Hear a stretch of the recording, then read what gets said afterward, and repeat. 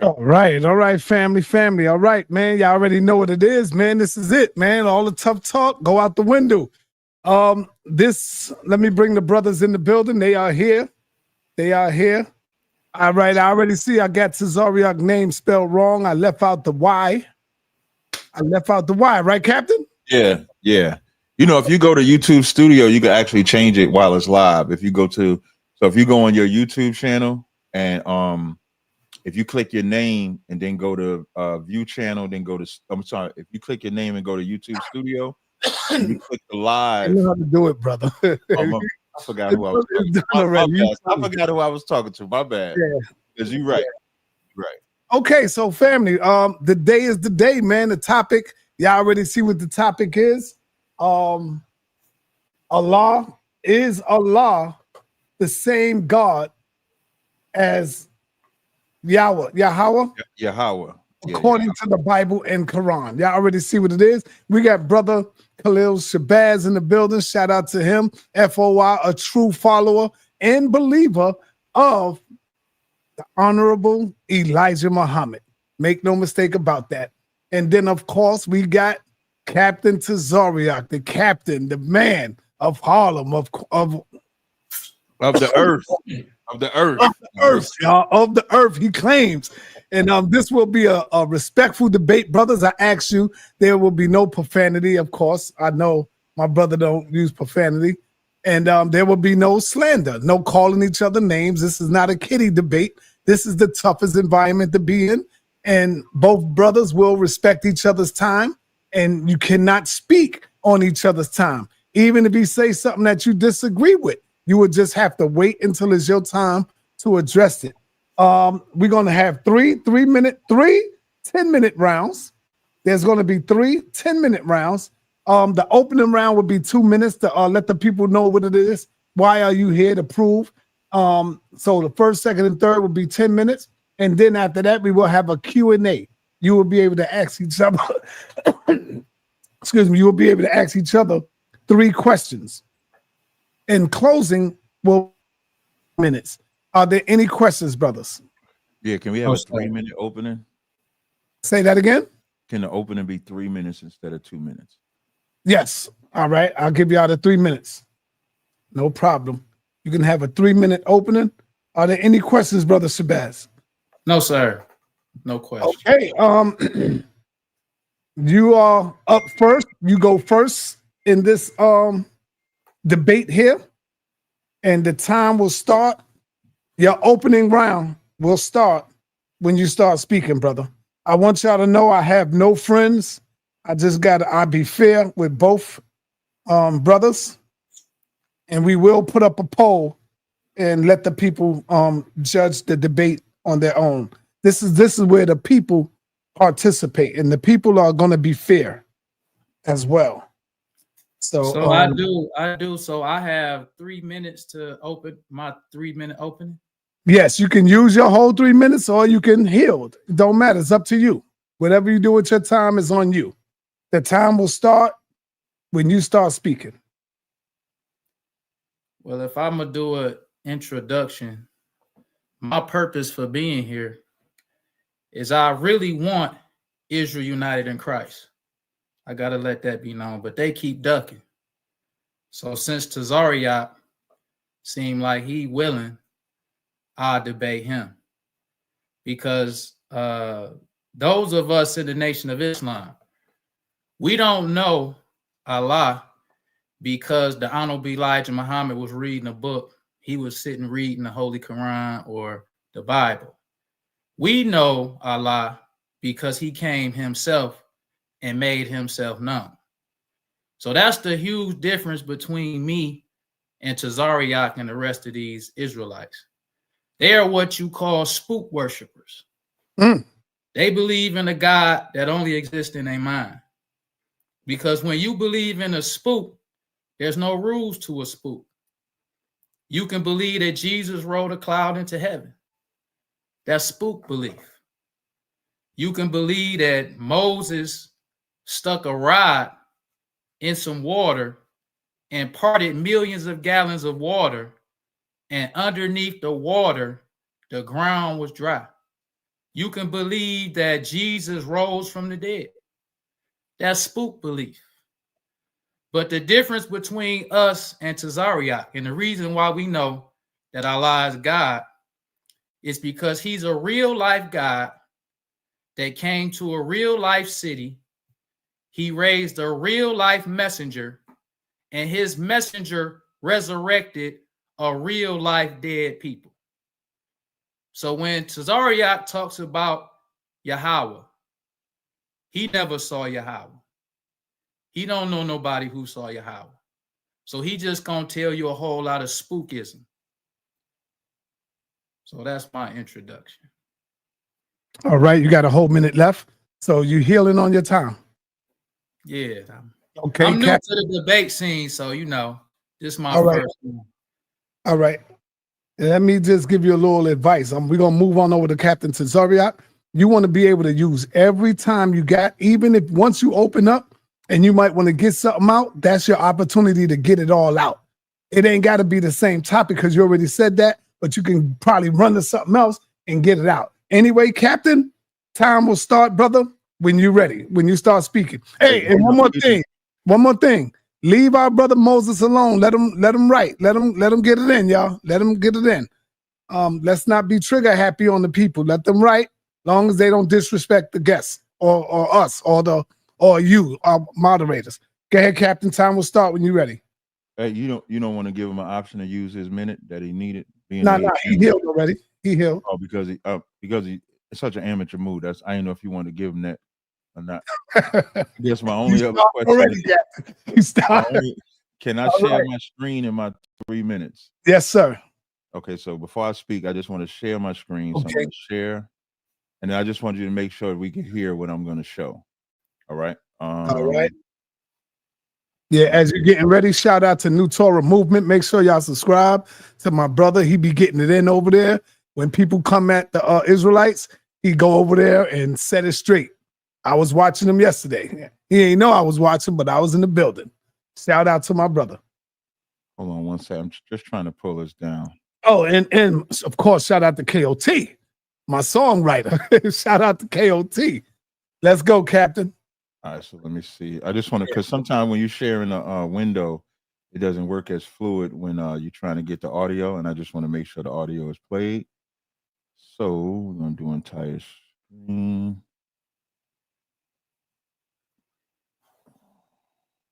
Okay, so I'm going to play this audio right here. Can you just tell me if you can hear this? You want to start over? No. Yeah, I'm gonna start it over. I'm gonna play this. You can start my time. Share your screen.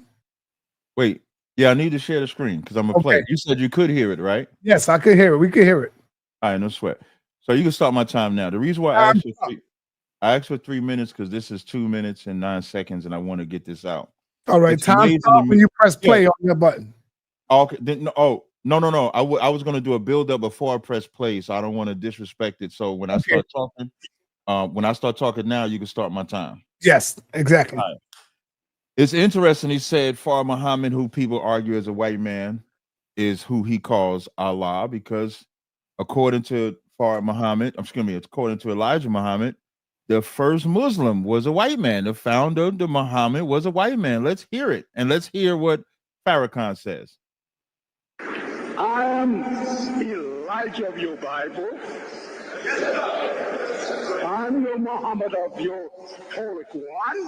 Now, I also want to point out when he tried to say we believe in these other people or prophets, his so-called leaders believe in our prophets too.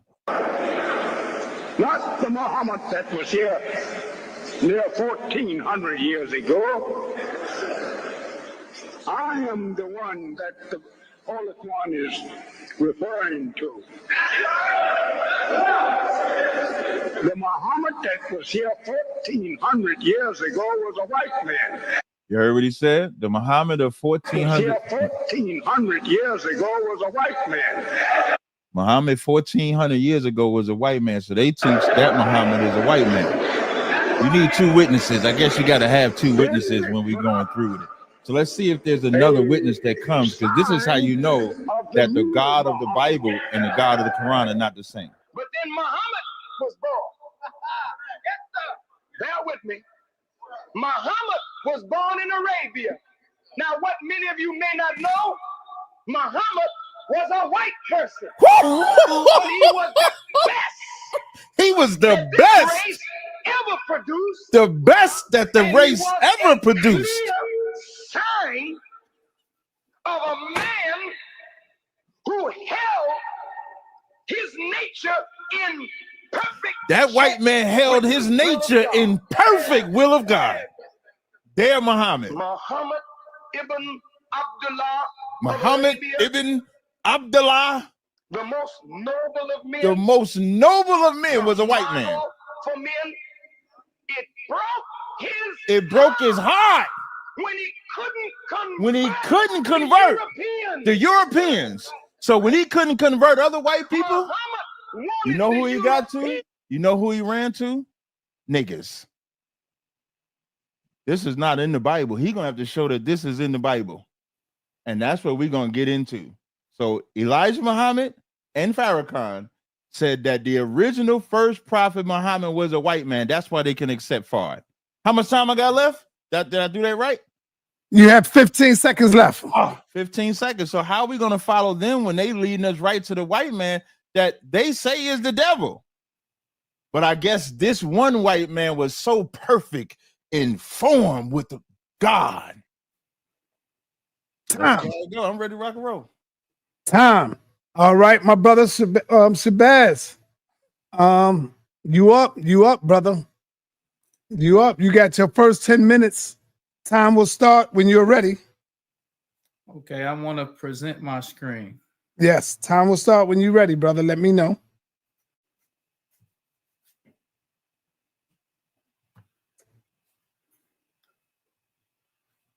Okay, hold on.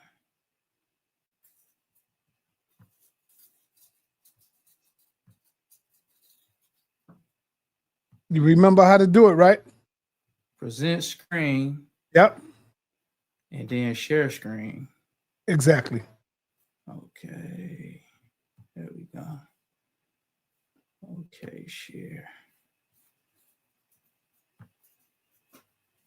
So all right, I see you. I see it.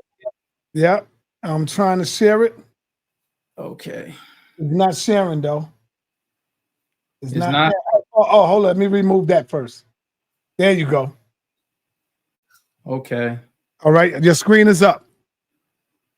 So the first problem that Tazaryach is having is Tazaryach, he believes or he doesn't know that the white man wrote the Bible to hide the truth from the black man. So one of the ways that the white man hides the truth from the black man is that he makes a concept when Moses met with Jehovah. Jehovah said, according to the Bible, which is a lie added in by the Jews, he says, I am the God of thy fathers, the God of Abraham, the God of Isaac, and the God of Jacob. That is a lie that was added in by Jews. The Holy Quran corrects that lie. When you go to the Holy Quran, chapter 28, verse 30, this is what the Holy Quran corrects the story of Moses. When Allah speaks to Moses, he don't say, I'm the God of Abraham, Isaac, and Jacob. He says, I am the Lord of the worlds. Because Allah is just as much the God over the wicked as he is the God over the righteous. He is just as much God over the ant as he is the God over the eagle. He is just as much God over the atom as he is the God over the sun. The Honorable Elijah Muhammad taught us that Allah gives the devil mercy. He says Allah gives the devil right guidance. Because the difference between Allah and this spook that Tazaryach believe in, the Honorable Elijah Muhammad said that even the wicked will not have an excuse against Allah. He said because he gives the devil or the wicked right guidance, the same right guidance that he gives to the righteous, he gives to the wicked. The same mercy that he gives to the righteous, he gives to the wicked. So Allah will be justified in destroying the wicked. Because the Honorable Elijah Muhammad taught us that if Allah was like how Tazaryach believed Allah is, then the wicked will have an excuse or argument with Allah and say, if you would have did us like you do them, we would have been good. So the messenger says that Allah is the most merciful and he's a just God. So the wicked won't even have an excuse against Allah. They will have no excuse because the same rules, the same laws, the same everything that he gives to the righteous, he gives to the wicked because Allah is the Lord of the worlds. Now let's continue on. Because another mistake that Tazaryach makes, because he's a spook worshiper, he continues to talk about Prophet Muhammad. He talks about Prophet Muhammad, which lives 1400 years ago. And this is what spook worshipers do. They talk about something that they never seen, something that nobody else never seen, so they can give their opinion about it. But Allah being righteous and just, this is what he says in his Holy Quran. This is chapter 14, verse 4. It says, and we send no messenger, but with the language of his people, so that he might explain to them clearly. Then Allah leaves in error whom he pleases, and he guides whom he pleases, and he is the mighty, the wise. So since Tazaryach lives in America, Allah noted Tazaryach is a disbeliever.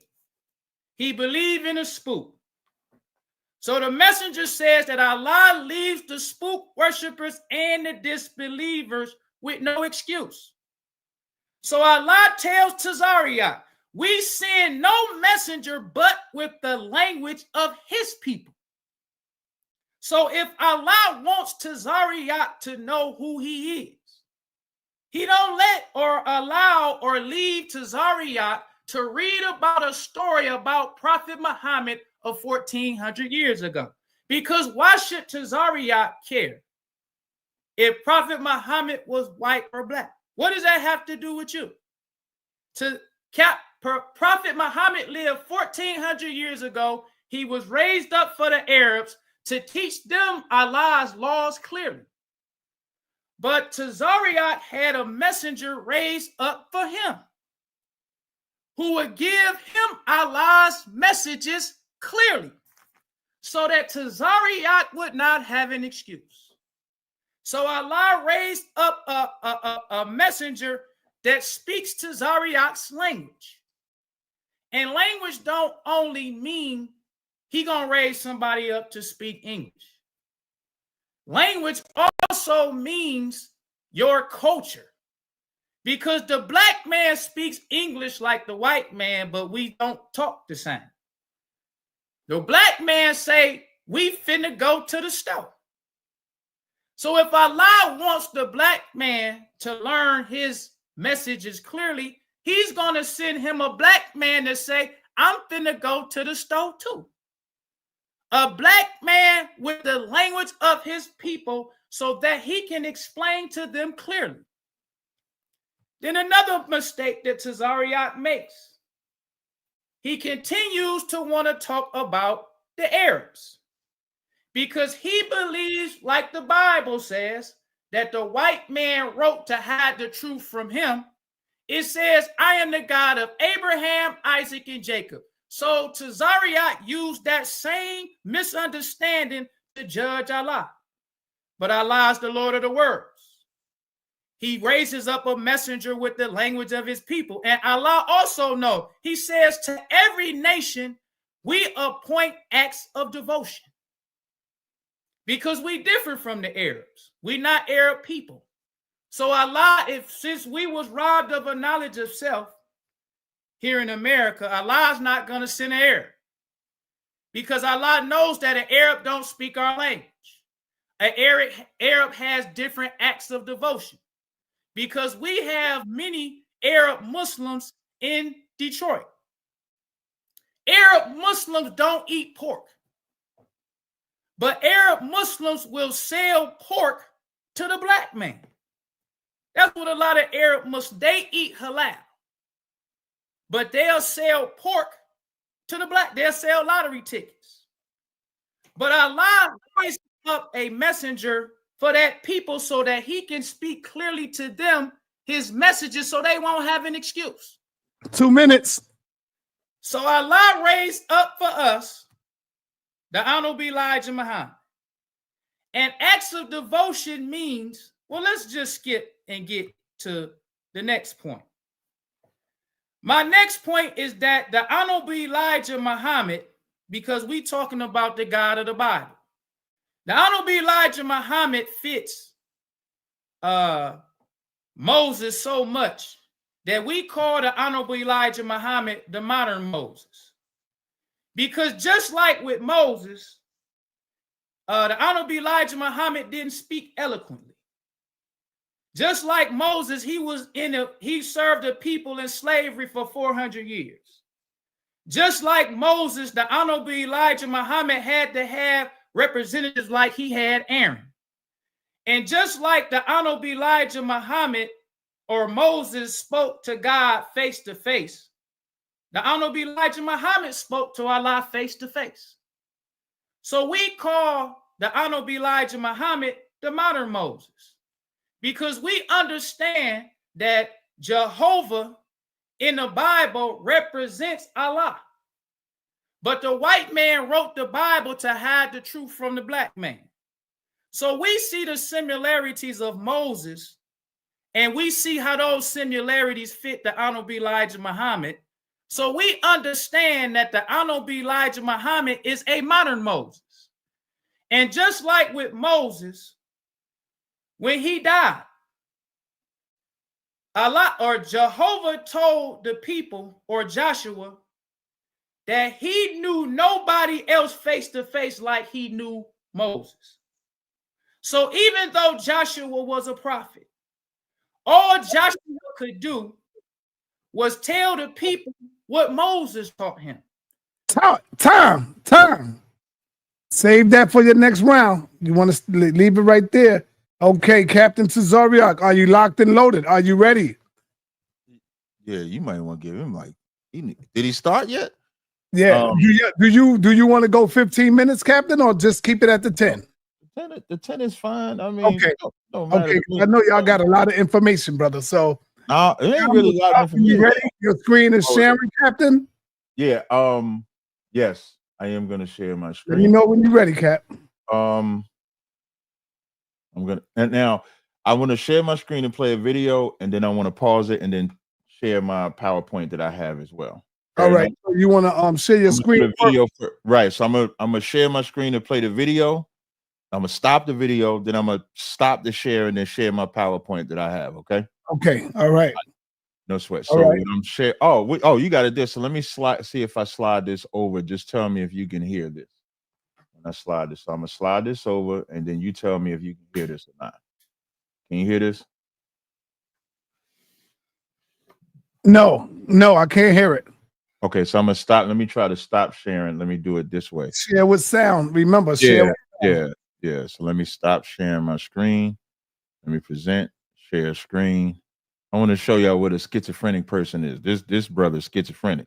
All right, I'm gonna share now, and I'm just gonna play a little bit of it. You tell me if you can hear it. I couldn't believe that his I can hear it. I can hear it. All right, so you can start my time. I'm gonna talk now. But now before you start it, I'm gonna play this part, stop it, and go to my PowerPoint. I just want to play this. So you can start it. Yeah, thank you. This is what schizophrenia is. This man said the white man tampered with the Bible, but they see similarities between Moses and his Elijah. So do you only see similarities when it benefits you, or did the white man tamper? Because if somebody tampered with something and then you picking pieces that you say is legit, then how could you say that he tampered with it when you believe the tampering? So now when he say that, he also made a point to say that the Allah would have to give them a God or a prophet that looked like them. That's why they got Muhammad. But this is what Elijah Muhammad's son said. Believe that he was God, then I could believe that his teacher was God, because his teacher was a white man, and he said white people were devils. I'm going to stop. That's all I need. I don't need no more than that. Let me go ahead and stop that. Let me go ahead and stop that. And now let me reshare the screen to my PowerPoint. Now I'm going to share the screen. I'm going to share the entire screen over here. Boom. So you should see my screen now, right? All right.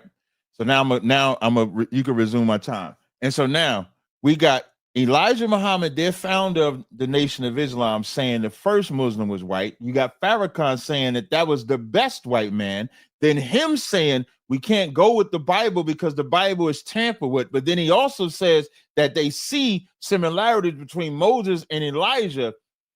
They trust the white man.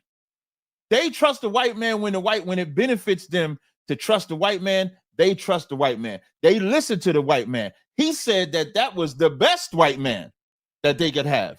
The subject of this debate is Allah and Yahawah. Some people may say Jehovah. Allah and Yahawah, are they the same according to the Bible and the Quran? As I did in my presentation, I will do now. So I don't see the my power. I see us on the screen, not my PowerPoint. Slock it. There we go. So now when you see, first, I want to get right to it. Can you beat your wife in the Quran? Yes, you can. Muhammad said, Surah 4:34, men are protectors and maintainers of women because Allah has given one more strength than the other, and because they support them from their means. Therefore, the righteous women are devoutly obedient. Now, it says, as to the women on whose part ye fear disloyalty, ill conduct, admonish them first, next refuse their bed, and last you beat them. Good night. So if you follow the Quran and your woman get out of line and say deny her that rod, when half the time the rod is the medicine. The rod is the medicine that the woman need, but the Quran say deny her the rod. Then it says you can beat her lightly. In the Bible, if you find some uncleanness in her, in Deuteronomy 24:1, you could actually just divorce her. Why go through the violent nature that can come across from hitting a woman? I just don't know what woman is going to let you beat them lightly. Then in Ephesians, it says, wives, submit yourselves unto your own husbands as unto the Lord. This is harmony, because then it says, for the husband is the head of the wife, Christ is the head of the church, and he is the savior of the body. Husbands, love your wives, even as Christ also loved the church and gave himself for it. So our real prophet, Jesus Christ, said that the wife submits, the husband submits, you love each other, you come together. The Quran says if you fear disloyalty, eventually you could beat them if they get out of line. This cannot be the same God. Again, so we got the name is different. You can beat your wife. I done already shown they love white people. I done played it. Let's go to the next slide. Let's see what else is saying here. This is the next one. Is Allah and Yahawah the name the same? Psalms 83:18 says that many may know that thou whose name is Jehovah, we would say Yahawah, art the most high over all the earth. You're not going to see Yahawah in the Quran. You're going to see Allah in the Quran. That's not his name. As far as a prophet, even if so history says that Muhammad was an Arab or Ishmaelite. The Muslims say, the black Muslims say that Muhammad was a white man. Both of them are disqualified from the Bible. Remember, he has to show that the Bible and the Quran is the same God. I'm saying that they're not. So now he has to show, because in our book, it says the only prophets we can have is one of our own people. We can't have a prophet of black people that's not black, that does not come from the 12 lost tribes of the children of Israel. Deuteronomy 18 says, I will raise them up a prophet from among their brethren, not another race. not some white man that Farrakhan said was the best white man. That's what Farrakhan said. Muhammad was the best white man, and that the other white men rejected Islam. And so, of course, their rejection, now he comes to the niggas and say, yeah, y'all take this religion. And what did black people do? Follow behind another white man's religion. What he don't even realize he's saying is that this is a white man's religion. Because if Muhammad was white, and you can have black prophets, but your founder is white, that's a white man's religion by the FOI and NOI's position. The Arabs would disagree with this. Galatians 1:6 says, I marvel that ye are so soon removed from him that called you into grace unto another gospel. Verse 8, but though we or an angel from heaven preach any other gospel unto you than that which we have preached unto you, let him be accursed. So you can't bring a different God to us. You can't. In that dude's hat, Khalil's hat, I believe he has a moon in there. There's a moon in his hat. There's a star in his hat. You show me in the Bible where we can worship the moon, where we can worship a moon god, where we can have a moon idol, where we can have that crescent star. You show me that in the Bible, and then you can tell me that the God of the Bible and the God of the Quran is the same. Because in our book, we can't have no graven images. That's the first commandment. The first commandment, Exodus 20, says, thou shalt have no other gods before me. Verse 4, thou shalt not make unto thee any graven image or any likeness of anything that is the heaven above, or that is the earth beneath, or that is under the water or earth for worship. And that moon is because they worship that moon. They're going to tell you it's a woman. They're going to tell you the star is the kid. They're going to tell you the sun is the man, or whatever nonsense, 5% of nonsense they're going to make up. But that's not in the Bible. He has to show that that's in the Bible. That's the argument here. Even what I'm saying about the white man part, that's cool, but it's only cool for me because the Israelites can't follow white people. Israelites can't follow Arabs. Israelites can only follow Israelites. That's the only criteria that Moses laid out that he loves. You'll notice if I was to pull every single speaker of the Nation of Islam, they always quoted this prophets that he said we believed in that wasn't real. We believe in some spook god. But Malcolm, Ezekiel, Farrakhan, the Bible. He just referenced the Bible. He did more referencing of his leader to a man in my book than he did in his book. He gave Muhammad to a white man. Just think about that. He made his leader subjected to a white man in his own book. Let me see if I go to the next one. How much time I got? Oh, look like Sai stepped away. Then it says, is salvation through Christ? Or 2 minutes. Appreciate it. Is salvation through Christ or salvation through Muhammad? He has to show the change. So in the Bible, it says God's only begotten son is Christ and Israel. Christ in the heavens, Israel on earth. John 3:16 says, for God so loved the world, he gave his only begotten son, that whosoever believeth in him should not perish but have everlasting life. But when you go to the Quran, it says salvation is through Muhammad as Allah's prophet. So we got a conundrum here. Whose God is telling the truth? Either Allah's telling the truth, or the Yahawah is telling the truth, or maybe they're just two different gods with their own prophets. And that's what we have to realize in 2025. We have lived a lie long enough. The lie that we have lived is that the Quran and the Bible are the same God. That is an absolute lie. An absolute lie. Every prophet in the Bible has been the same race, Israelites. By his and his father's belief system, that race has changed. It's been white, it's been Arab, and now it's black. That's not in that's not in the Bible. Then it says, in the Quran, they say that Christ wasn't crucified. Surah 4:157 says that, but they neither killed nor crucified him. It was only made to appear so. Even those who argue for this crucifixion are in doubt. That's not in the Bible. Luke 24:6 says he is not here, but is risen. Remember how he spake unto you when you was in Galilee, saying, the Son of Man must be delivered into the hands of sinful men, crucified, and the third day rise again. The Bible and the Quran do not agree with each other at all. And he has to prove that they do. Time. All right. We have completed the first round. Powerful round from both of you brothers. Powerful round. All right. My brother Khalil, Shabazz, time will start when you are ready. I see your PowerPoint is up.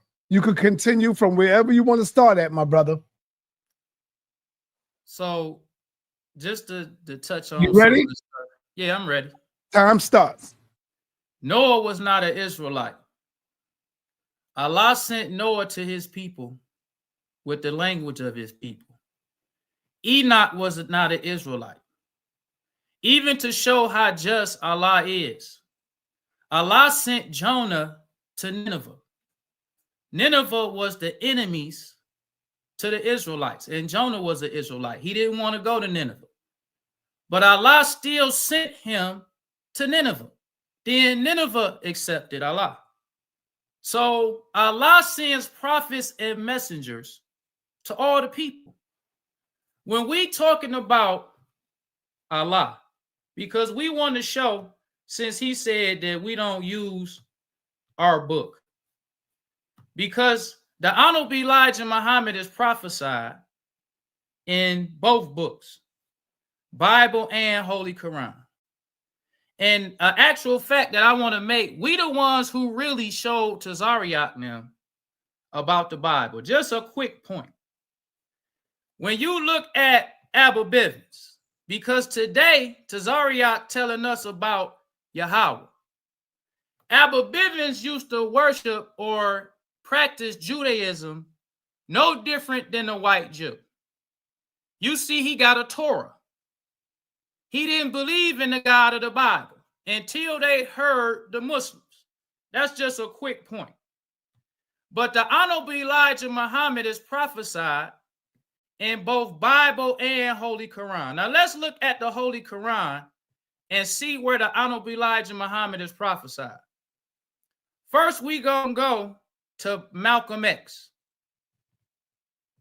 This is Malcolm X in a university teaching how the Honorable Elijah Muhammad is prophesied from both Bible and Quran. This is how the Israelites learned the Bible. They wasn't nowhere around in the 60s, the 50s, the 30s, and the 40s.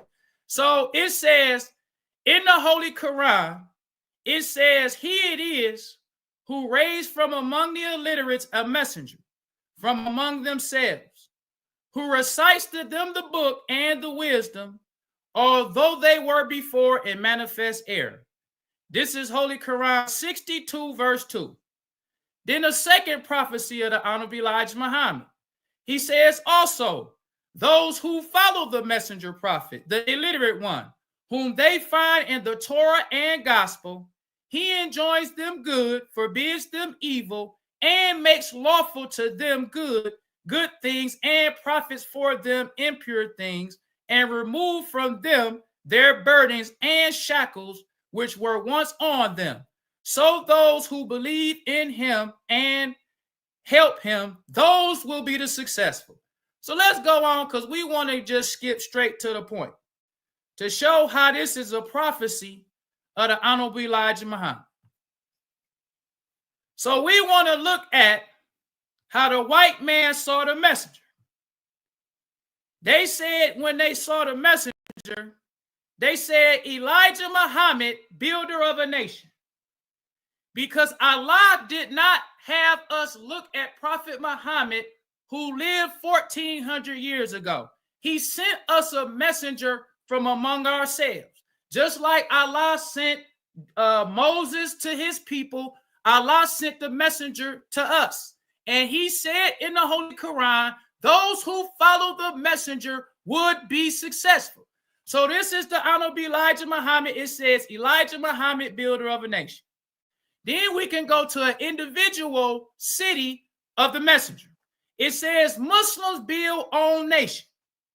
It says sparkling clean Muslim shops, markets, restaurants, and bakeries are scattered throughout Detroit, but the largest single cluster is on Linwood between Calvert and Monterey.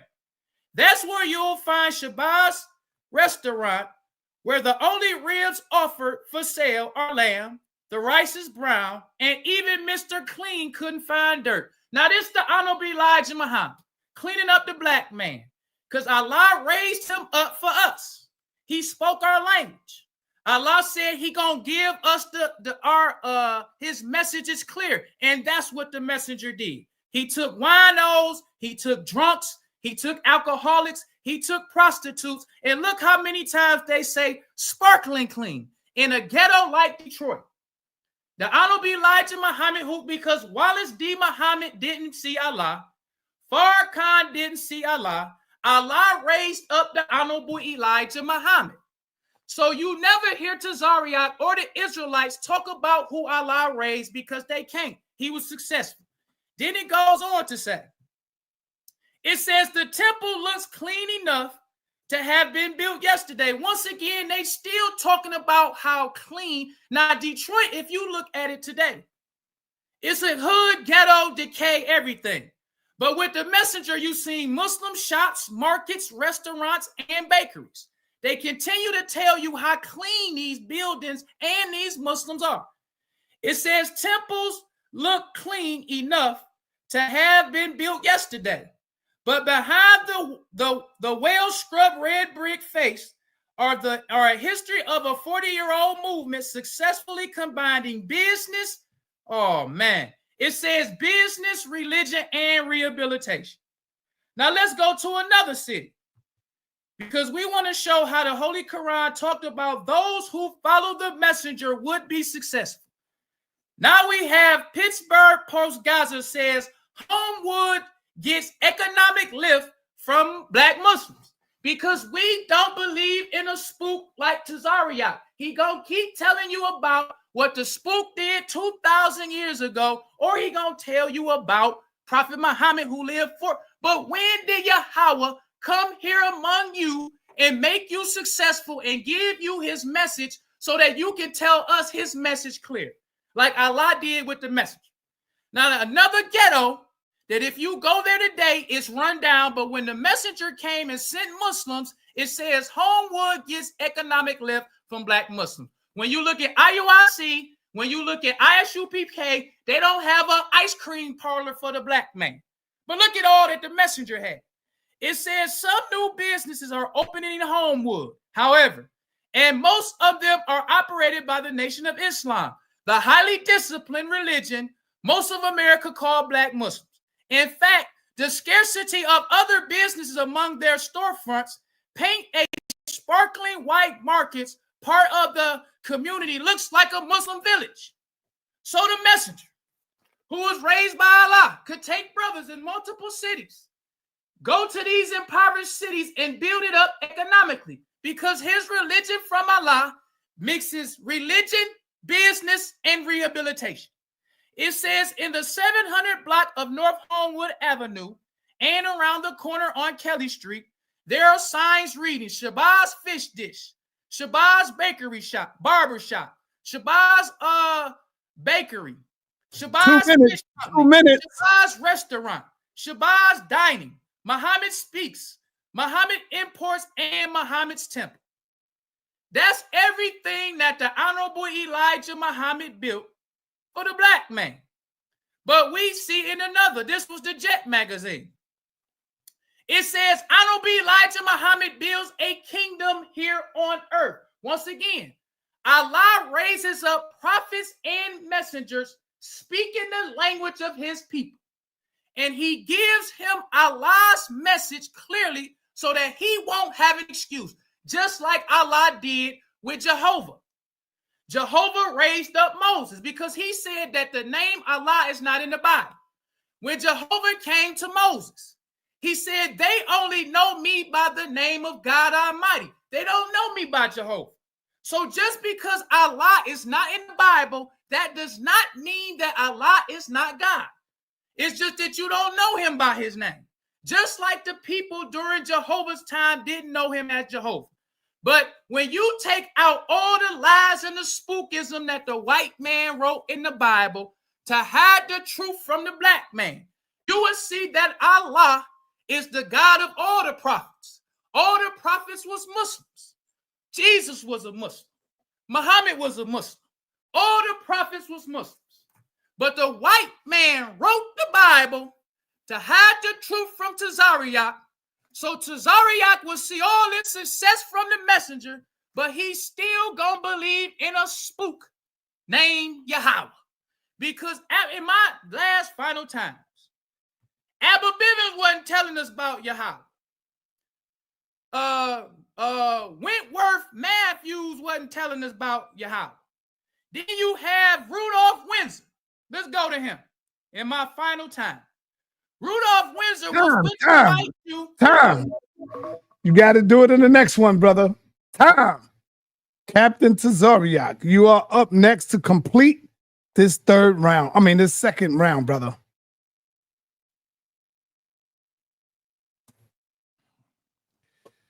Yeah, I was scrolling on Instagram, and I had to unfollow Umar Johnson's daughter because she do a lot of Is this a time go or? Yeah, or... you can start the time. Okay. Wait, let me share my screen for what? Well, can you put my screen on there? I'm still sharing it. Can you put my PowerPoint? Yeah, the screen is up. Right. Yeah, I was scrolling. Yeah, you can start my time now, man. I was scrolling on Instagram, man, and I realized I have to stop following Umar Johnson's daughter, so I unfollowed her. Check my text messages to see somebody emailing me. I got a text messages, all type of text messages on here. That's what I was doing while he was talking, because he said nothing about the debate. Nothing. I don't think he knows what he's doing. He's a direct amateur. The debate is not what works did you do in the 70s, because the one work he didn't bring up that he did in the 60s was when they killed Malcolm. Muslims killed Malcolm. Why he didn't bring that up? With all the stuff that they building and establishing, they killed Malcolm in their own mosque. Excuse me, in his own mosque. Separated him. Then Farrakhan's jealous of Khalil. Now Khalid's not here. If you're going to talk about what you did or didn't do, because anybody can make the statement you make it, the Christian church can make that same argument. My organization can make that same argument. This argument ain't to show what works we do in the community, because I can start showing works that we do in the community, businesses that we have in the community, things that is not what this debate is about. This debate is Yahawah and Allah the same? And when you make the stupid statement to say that Abba Bivens didn't say Yahawah, when you brought that history up about him following after the Jewish man, the part of history that you don't follow, because that Bible ain't tampered with, when we start reading about our captivity, when we start reading about our slavery, Deuteronomy 28 and 68, and we see that we was the ones on slave ships, Abba Bivens left them and then established what would become ISUBK. Do you know it was Muslims that killed him too? Because they told him not to teach the Bible? So if you're going to talk about Abba Bivens, talk about how your people murdered him too. You should say that also, because that's history as well. But now the Bible seems to only be tampered with when it goes against your belief. But the Bible is not tampered with when it's for your belief. So what you working on is, okay, they said he looked like Moses. That must be right about Moses. They say that this is wrong about Moses, so this is wrong about Moses. You don't even know the book yourself, or you would have at least shown something in here that says the Allah of the Quran is the same as the God of the Bible. What I would demonstrate and show you is how you pick a subject, agree to a subject, and stick to the subject. Now, in my third round, though, I'm going to make fun of y'all in my third round. I'm going to just tell you up front. So now the Bible says to pray towards Jerusalem. The Quran says to pray towards Mecca. Is that the same God or a different God? In 1 Kings, the 8th chapter, when Solomon made the decree, he said, if there's a servant or Israelite that's scattered and they pray facing Jerusalem for God to hear their prayers. You can see Daniel do that. When Daniel knew that the writing was signed, he went up to his house, and his windows being opened in his chamber towards Jerusalem, he kneeled upon his knees 3 times a day and prayed. But the Quran is going to tell you that you have to pray. Matter of fact, let me see if I can read a little bit of this. The Quran says, This is Ibn al-Bukhari reported that al-Bara narrated Allah's messenger offered his prayers facing Jerusalem for 16 to 17 months, but he wished that he could pray facing the Kaaba. And we're going to get into that stinking Kaaba. The first prayer which he offered was in the afternoon. Those who had offered that prayer went with him and went out and passed by. So initially, they was praying towards Jerusalem, trying to mimic the Bible, trying to mimic the real God. And then he switched it and said, we're going to pray facing the Kaaba. We're going to pray facing Mecca. So how can this be the same God? Every prophet in the Bible followed the same transition. Isaiah, Ezekiel, even when you talk about Jonah, oh, I'm glad I got my whole screen shared. Let me see if this pops up. Even when you talk about Jonah, Jonah didn't go to no non-Israelites. Jonah went to Israelites. When you read 2 Kings 14 and 25, it says, he restored the coast of Israel from the entering of Hamath unto the sea of the plain, according to the word, Lord of God of Israel, which he spake by the hand of his servant Jonah, the son of Amittai, the prophet, which was at Gaphatha. For the Lord saw the affliction of Israel, that it was very bitter. He didn't go to non-Israelites in Nineveh. That's like saying God went to non-Israelites in America. You don't know the Bible. You don't know it. So I'm going to go back. I'm going to go to the next slide. It says, the Bible says that Yahawah, or Jesus Christ, is the way, the truth, and the life. This is Matthew 17 and 5. Well, he yet spoke. Behold, a bright cloud overshadowed them and said, behold, a voice out of the cloud which said, this is my beloved son, in whom I'm well pleased. Hear ye him. Where is that in the Quran? Because if it switches from Christ to Muhammad, you have to show where it's prophesied to do that, because Muhammad is not the same race. For those not keeping up, the Bible says only a prophet of your people can be a prophet. Muhammad is not the same race of Jesus Christ. Muhammad is not the same race of Moses. Muhammad is not the same race of Elijah, the real Elijah from the Old Testament. He's not. So that disqualifies him. Muhammad said he's the last messenger in the Quran. That's not in the Bible. When we think about the way that we worship God, the Bible has 7 high holy days. We have a couple feast days. So one of them is the 7-day Sabbath. Are you going to find a 7-day Sabbath in the Quran? No. What you're going to find is a birthday of Muhammad. They have Ramadan. They got 2 official holidays called Eid al-Fitr and Eid al-Adha. The former is celebrated at the end of the month of Ramadan. Even the worship of the gods are different. So how are you going to say that it's the same God? This is the debate title that he took. How are you going to say that these are the same gods and you don't present no information that shows they're the same gods? That's what we're waiting to see. The name is different. The worship is different. The prophets is different. Then I've shown all of that thus far to this point. And their version of Islam says that a white man was the man that brought them the Quran. So now a white man, the same white man that they say plagiarized the Bible, is the same white man who was the best white man that gave them their version of Islam. You have to make that make sense to me. And you can't use the argument of you got to talk black to him, because even their Fard Muhammad is a white man. I just played the content. Just played it. We have a Day of Atonement. They have intermittent fasting that they call Ramadan. One of the easiest things to do. All you're doing is not eating from sun up to sundown. And then what do? Scarf all the food when the sun go down and eat some more food before the sun come up, and then just fast for the rest of the day. We don't have the same worships at all. We don't have none of that. How much time I got, Si? I want to make sure. I was going to let you know you got 2 minutes and 5 seconds. I always let you know when you got 2 minutes. Gotcha. So I'm going to get into the Kaaba in the third round and my disrespect to the Nation of Islam. And when I'm saying disrespect, because I talk a little bit more aggressively, than him, I ain't cussing him out. I ain't doing nothing. I'm doing the same thing he's doing. He's saying I should be K as Johnny come latelys. I'm showing him how his book, his leader, his organization said the first Muhammad was a white man. In our book, you can't eat unclean foods. He made the point to say that you can't eat unclean foods The Nation of Islam don't teach that. But the Quran says that if you have a necessity, if you are compelled by necessity, you can absolutely eat unclean foods. Our book don't say that. Our book, you have stories in 2nd Maccabees, the 7th chapter, where a mother and her 7 sons died over not eating pork. His Quran, they will let you eat that pork. With that, I yield my time.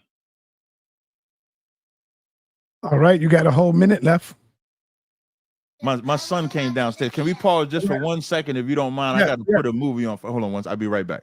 Yes, that's important. Got to take care of the baby. All right, brothers and sisters, this is a powerful, strong debate. Brother Shabazz is holding it down for his first debate on the HOK. Brother Shabazz is holding his own, going up against one of the top debaters in here, you know. So that which is a good thing, brother. All praise is due to Allah. We're gonna take a minute of pause because Captain got to attend to his child. Came downstairs, so bear with us. And we're gonna get right back to it. All right, here's the captain. Here's the captain. Yeah, You got a minute left, Captain. my son trying to be a debater already. He only 5. You got a minute left, brother. Thank you. I appreciate it. So I want to do a recap. This title is, he's supposed to show that the God of the Quran is the same as the God of Yahawah. He has not demonstrated, God of the Bible. He has not demonstrated that yet. What I have demonstrated is, they said the first Muhammad was white, then he became Arab, now he's black. Excuse me, now he's white again, because Father Muhammad is a white man. So he has to show, hopefully in his 3rd round, he sticks to the topic of the debate. With that, I'm good, sir. All right, there you have it. There you have it, brothers and sisters. We are on our way to the 3rd and final round. Brother Shabazz, you have the same rights as Captain Tazaryach. For any reason you need me to stop your time, you got to let me know where I can hold your time up and you can get what you got to get for any reason, brother. All right, time will start when you're ready, Shabazz. I see your PowerPoint is there. This is your last and final round. Let's go out with a bang, brother. It's on you. Time will start when you're ready. So this is another prophecy of the Honorable Elijah Muhammad that Malcolm X gave in college and university speeches. It says, but Almighty God Allah forgets not. He promised in the Old Testament, Malachi 4:5, that he would send Elijah to the lost sheep. And that's very important because the Israelites be talking about they taught Malcolm. So Malcolm is saying that Allah will send Elijah to the lost sheep, the so-called Negroes of America in the last days of the white man's world, to teach us the truth that will free us from our white slave masters and turn our hearts and mind back to our own kind, our fathers in the East. And in the last days of this wicked world, the hearts of our people in the East will be turned once again towards us. So let's show how the Honorable Elijah Muhammad, because we already seen how they said that the messenger built a kingdom on earth. Now let's talk about how the messenger turned the hearts of the black man. Now I'm going to run through this as fast as I can. First, we going to start with Huey P. Newton. They asked Huey P. Newton, how did he get his 10-point program? He said, I came in contact with the black Muslims. I was very impressed with Malcolm X and Malcolm X's program, or the Honorable Elijah Muhammad that Malcolm X followed program, was like a 10-point program. Matter of fact, that our program was structured after, patterned after the black Muslims program. So even though Tazaryach and the rest of these spook worshipers be talking against Islam, because what they try to do is talk against the messenger, but you praise the Panthers. But even the Panthers let you know that they took their whole program and patterned it after them. Who patterned themselves after Yahawah? Who even heard of this person before they start copying and stealing from the Muslims? So we got another brother that I want to show. And this next brother is Eldridge Cleaver, another brother from the Panthers. He said the Black Panthers benefited from the Muslims' teachings. It would later become dogma for us as well, and probably save us from total destruction. Then he goes on to say, he says, of all the charges the cops piled upon, because he was talking about drug charges.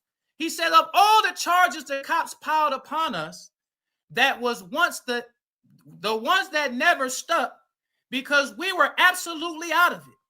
We ultimately got to the point where in many urban ghetto neighborhoods, we shoved the drug syndicate clean out of the community. The hoods were looking straight down the barrel of a gun. When they trucked that material into our towns, we said, show up once more with that stuff and you are a zero. He says they got the message, and so did the people in prison. The drug-free life for many prisoners began inside the slammer, and it was a powerful witness to the Muslim faith. So once again, we don't believe in a spook. The messenger wasn't sitting around reading the Bible, talking about Yahawah, or reading the Holy Quran, looking for Allah. Allah came himself, and he made himself known. And just like the Holy Quran says, those who follow the messenger would be successful. So Eldridge Cleaver said that the brothers, even in prison, was cleaning themselves up, even in prison. So the messenger, his message from Allah, who came in the person of Master Farad Muhammad, was cleaning up the Black Panther Party, who wasn't Muslims, cleaning up the brothers in prison, and he said, and it was a powerful witness to the Muslim faith. Now let's go on even further than that, because we want to see what did the white man say about the messenger and his message, because the Bible says, behold, I will send you Elijah, and he will turn the hearts of the children to the fathers and the hearts of the fathers to the children. So this is the Los Angeles Times, May 5th, 1963. It's called Muhammad and the Muslims. This is what the white man said when he heard the messenger teaching, and he saw the effect on the black man. He said, Elijah Muhammad speaks, and 20 million Negroes in America listen. So we know that in 1963, it was 20 million black people. He didn't say when they listen or hear Elijah Muhammad, they join the Nation of Islam. But he said when Elijah Muhammad speaks, all 20 million Negroes in America, even Abba Bivens, who wasn't in the street. He didn't believe in the Bible. He didn't believe in Jesus. Neither did Rudolph Windsor. Neither did Matthew Wentworth. But they was listening to the messenger. They heard him when he came on the radio. Let's get out the synagogue, y'all. Elijah Muhammad coming on the radio.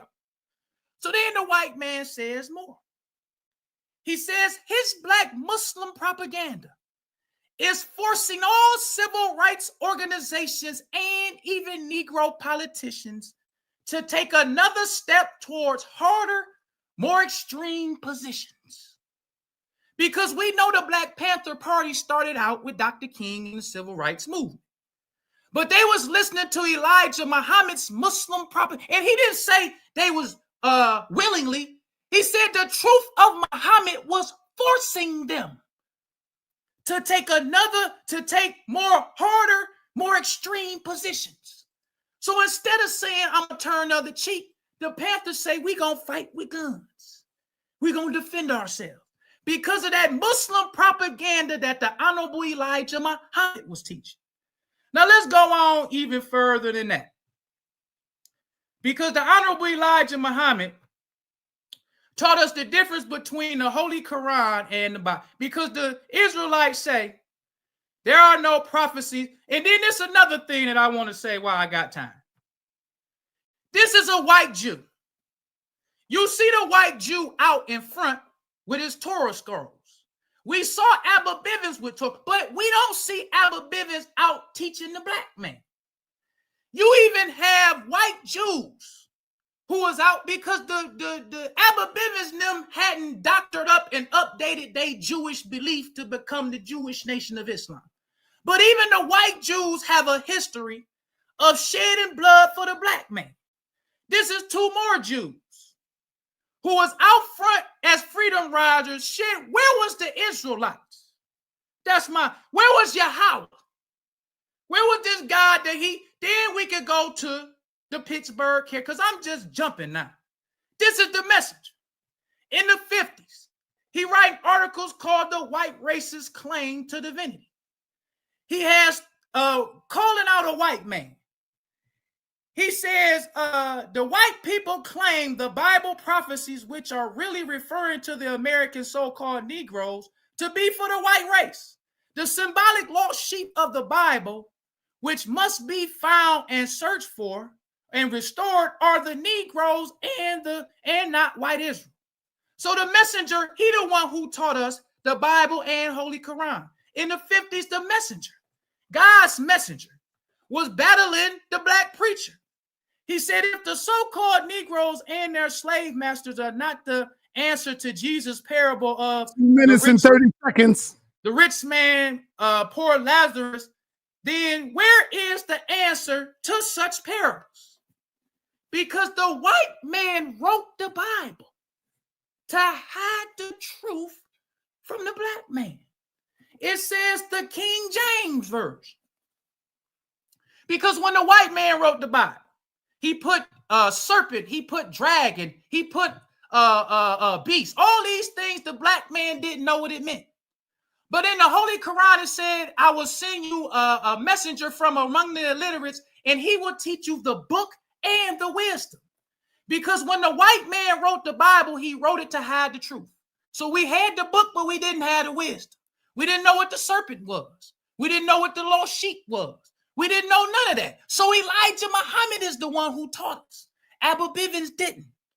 The black Jews didn't. Now they trying to take what we taught. Let's go to that real quick if I got some time. Because this comes from, what's his name? Bus Stop Bishop in IUIC. This is what he gonna say. This how they steal from us. He talking about Elijah Muhammad didn't teach Malcolm X. My elder Yahawah did. They don't show us no lectures from like Yahawah. They don't show us no newspaper articles, no interviews. So there's no named person supposed to have taught Malcolm. So why don't you share Yahawah's lectures and video? Why you sharing Malcolm? This is how the Israelites steal from us. Time. Captain Tazaryach, this is your last and final round.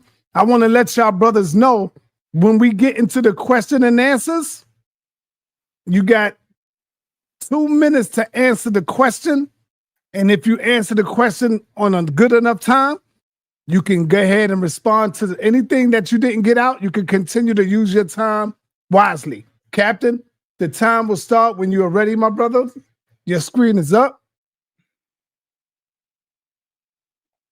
Hold on, you see my screen already? Yeah, your screen is up, Captain. Oh, let me just slide something over right here.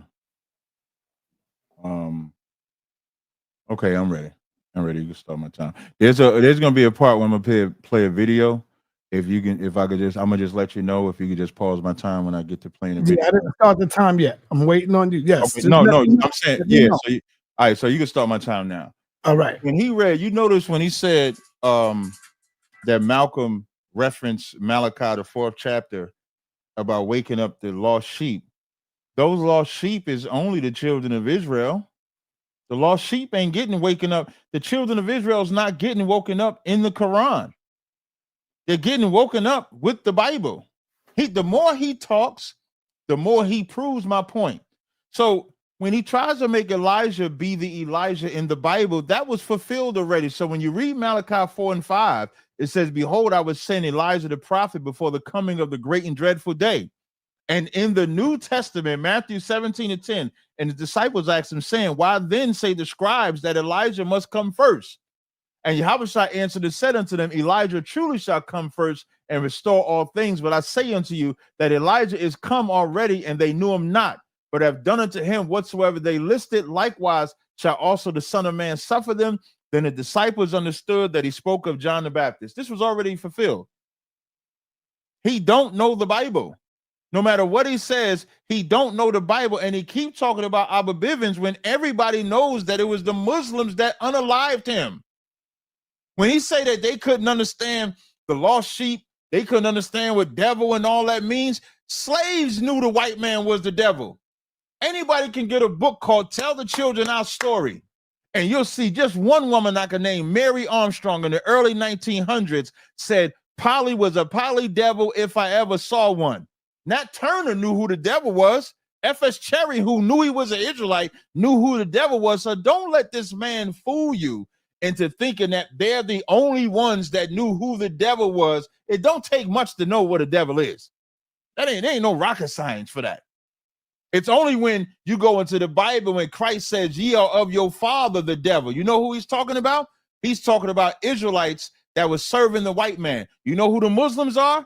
They are of their father, the devil. You know why? Because their first Muhammad that taught them their belief from 1400 years ago, and the one that they say came in the flesh, was a white man. So who's really of their father, the devil? The fruit of Islam, Nation of Islam, anything that came out of the black section of Islam serves a white man by their own and by their father's admission. Elijah said Muhammad was a white man. Farrakhan said Elijah was a white man. Elijah's son said Far Muhammad was a white man. So they are of their fathers, the devil. And just like a Christian pastor can work for the white man and do great things in the community, so can they. That's not the subject. I'm not entitled to answer those questions. What I'm entitled to answer is the God of the Quran the same as the God of the Bible? He has not substantiated that position yet. Not one time. When I look at, I'm gonna go further down on this slide. Let me see. Let me get this Kaaba. That Kaaba that they worship. Hold up. Let me make sure I didn't go down too far. You ain't got to pause it or nothing, side. I'm good on the pausing. When you go to that Kaaba, they not supposed to. The Bible says don't worship an image. They circle that rock 7 times and then they kissing a rock. Show me where that's at in the Bible that we're supposed to do that in the name of a God we're supposed to believe in, because he can't say that's 2,000 years ago, because you have to make your Hajj today. Malcolm made his Hajj. That's when Malcolm, he was so racist, and all of a sudden Malcolm drinking with the white man, drinking a drink with the white man in the movie, because he made his Hajj. You know what that means? Malcolm kissed that rock too. So don't tell me about something 2,000 years ago when y'all doing it today. And according to the Nation of Islam, they doing it because a white man told them to. They following the Quran because a white man told them to. Not no black man. The black man just picked up the mantle. You know how in the black community, the white man don't come into your neighborhood to give you the drugs, to give you the religion, to give you Planned Parenthood. They sent a black face. Elijah was the black face of their version of Islam. He was set up by Fard. Fard was the white man that say, man, go teach them niggas this. So building something is not what this debate is about. Otherwise, I would have information of them building. Even when he makes a statement, talk about Abba Bivens, where's the teachings? We have the tapes of them. Of the, not Abba Bivens because he was unalive, but the teachings of the founders of IHBK, we have the tapes. That's not what this debate is about. But what this debate is showing that the Nation of Islam absolutely loves white people. I'll go a step further. Can I pause my time? Let me share my screen again. Let me play this video. I want to play this video. Let me show you how much they teach you to hate. You have 5 minutes and 3 seconds left on the pause time. No problem. Let me show you how much they hate. Let me share my screen. Y'all look at this video right here. Can you see this video right here, Sai? Can you see this video on the screen? Yes, I'm going to make sure I can hear it before I restart your time. All right. Okay, yes, I can hear it. Now, appreciate it. Let's see if they teach you to love your hair. Let's see what Farrakhan had to say. Let's play it. Elijah Muhammad said this is the origin of kinky hair. Because we didn't have kinky hair prior to that. The hair on our head was like the hair on our eyebrows. The hair on your eyebrows straight, the hair on your head is not the same as the hair on your eyebrow. But the hair of every other people is the same as their eyebrow. Your eyebrow straight, your hair something different. Wouldn't you like the hair on your head to be as straight as the hair on your eyebrow. And what's sad about him saying this, is a black man telling black people that they would want their hair straight is what plagues black people to this day. You're supposed to love your hair the way that it is. In the Israelite school of UPK, we don't tell nobody, wouldn't you want your hair like that? And watch when he says how we got the hair. That's why you so busy frying it. That's why you so busy pulling it. Because your nature tells you that the kink. Now, you know why he laughing? Because he know he crossing boundaries right here. Watch this. I mean, you know, with I'm black and I'm proud, we got to learn to be proud of kinks. Why can't we be proud of kinks? Most of your family of other black people on the earth, jet black. They didn't have no broad nose and thick lips. Now, not only, I forgot about that part. Now, not only is our hair cursed, our broad nose and thick lips. I don't know about you, but you give me a sister with them thick ass lips. You know how many, I ain't gonna talk about myself, but you get your sister with some thick lips. That is not a curse to the black women. Your hair is not a curse, but Farrakhan saying it's a curse. Why? Because if you go even deeper, he got a white father. Jet black. Farrakhan got a white father. Let that sizzle in your spirit. A thinner lip. He said we had a thin. Wait, hold up. A thinner nose. Wait. A thinner lip. Watch this. But they had straight skinned people. Watch this. They were dark skinned people. Jet black. But they had straight hair. A thinner lip. A thinner nose. But we are marked as a different kind of black person. Watch this. And we were rejected and despised, not only from the circle of the gods, but we were despised and rejected by all the other dark people of the earth. This is why today black people with kinky hair and broad nose. I'm gonna stop it. Hold up. Let me stop this right there. Now, this is the Nation of Islam that they want you to serve, where your hair is a curse, your lips is a curse, your nose is a curse. Why? Farrakhan got a white father too. So let's just think about that. So Elijah Muhammad said the first Muhammad is white. This guy, their father Muhammad, is white. Farrakhan got a white daddy. It's a 1 minute and 40 seconds. So there's a bunch of people with white people in their genes, white people as their teachers, and mad at the Israelites because we say the Bible is all black. It's only for the children of Israel. We only got prophets in there. I want everybody to pay attention. At no point in time did he show that the God of the Bible and the God of the Quran is the same. He spent all his time showing the great works that the Nation of Islam does. I don't have an issue with no works that they do in the community at all. But this debate ain't about what you've done in the community. This debate is show where they're the same gods. And he has not done that. I've shown clearly that they're not the same gods at all. I yield. I'm good, sir. All right. Powerful from both brothers. We are now in the segment of the Q&A. Brother Khalil, you can ask Captain Tazaryach a question. He has 2 minutes to answer the question. You cannot cut him off until he says, I'm good, or he's done. So you the first runner-up. You have you can ask him a question, brother. Time will start when Khalil's complete question is completed, Captain. It's on you, Khalil. Okay. So if the God of the Bible and the God of the Holy Quran, if I didn't prove that they are the same, then show us who, for you, who is the representative of Yahawah. Because what's common in the Bible and what's always a fact is Allah or Jehovah only reveals himself to one person. He never reveals himself to all of the people. He only reveals himself to one person, and that one person represents him to the people. So if we as black people in America was robbed of a knowledge of self, Not black people have all this extra knowledge about the Bible that they didn't have. All this extra knowledge about themselves that we didn't have. You got to ask a question, brother. Who is the one who Yahawah sent as a representative to resurrect the black man in America? Where did we get all of this knowledge from that we have about the Bible and who we are? Time start, Captain. Appreciate it. So it's actually a timeline. When I mentioned F.S. Cherry, Nat Turner, Denmark Vesey, Rabbi Ford, you saw the Lord dealing with a lot of men as he began to wake us up to this truth. Abba Bivens, who you kept mentioning in this debate, he was one of the ones that was sitting with the Jewish man, and then the Lord woke him up, and then he left. And not only did he leave, Yahawah Ariel Mashal left with him.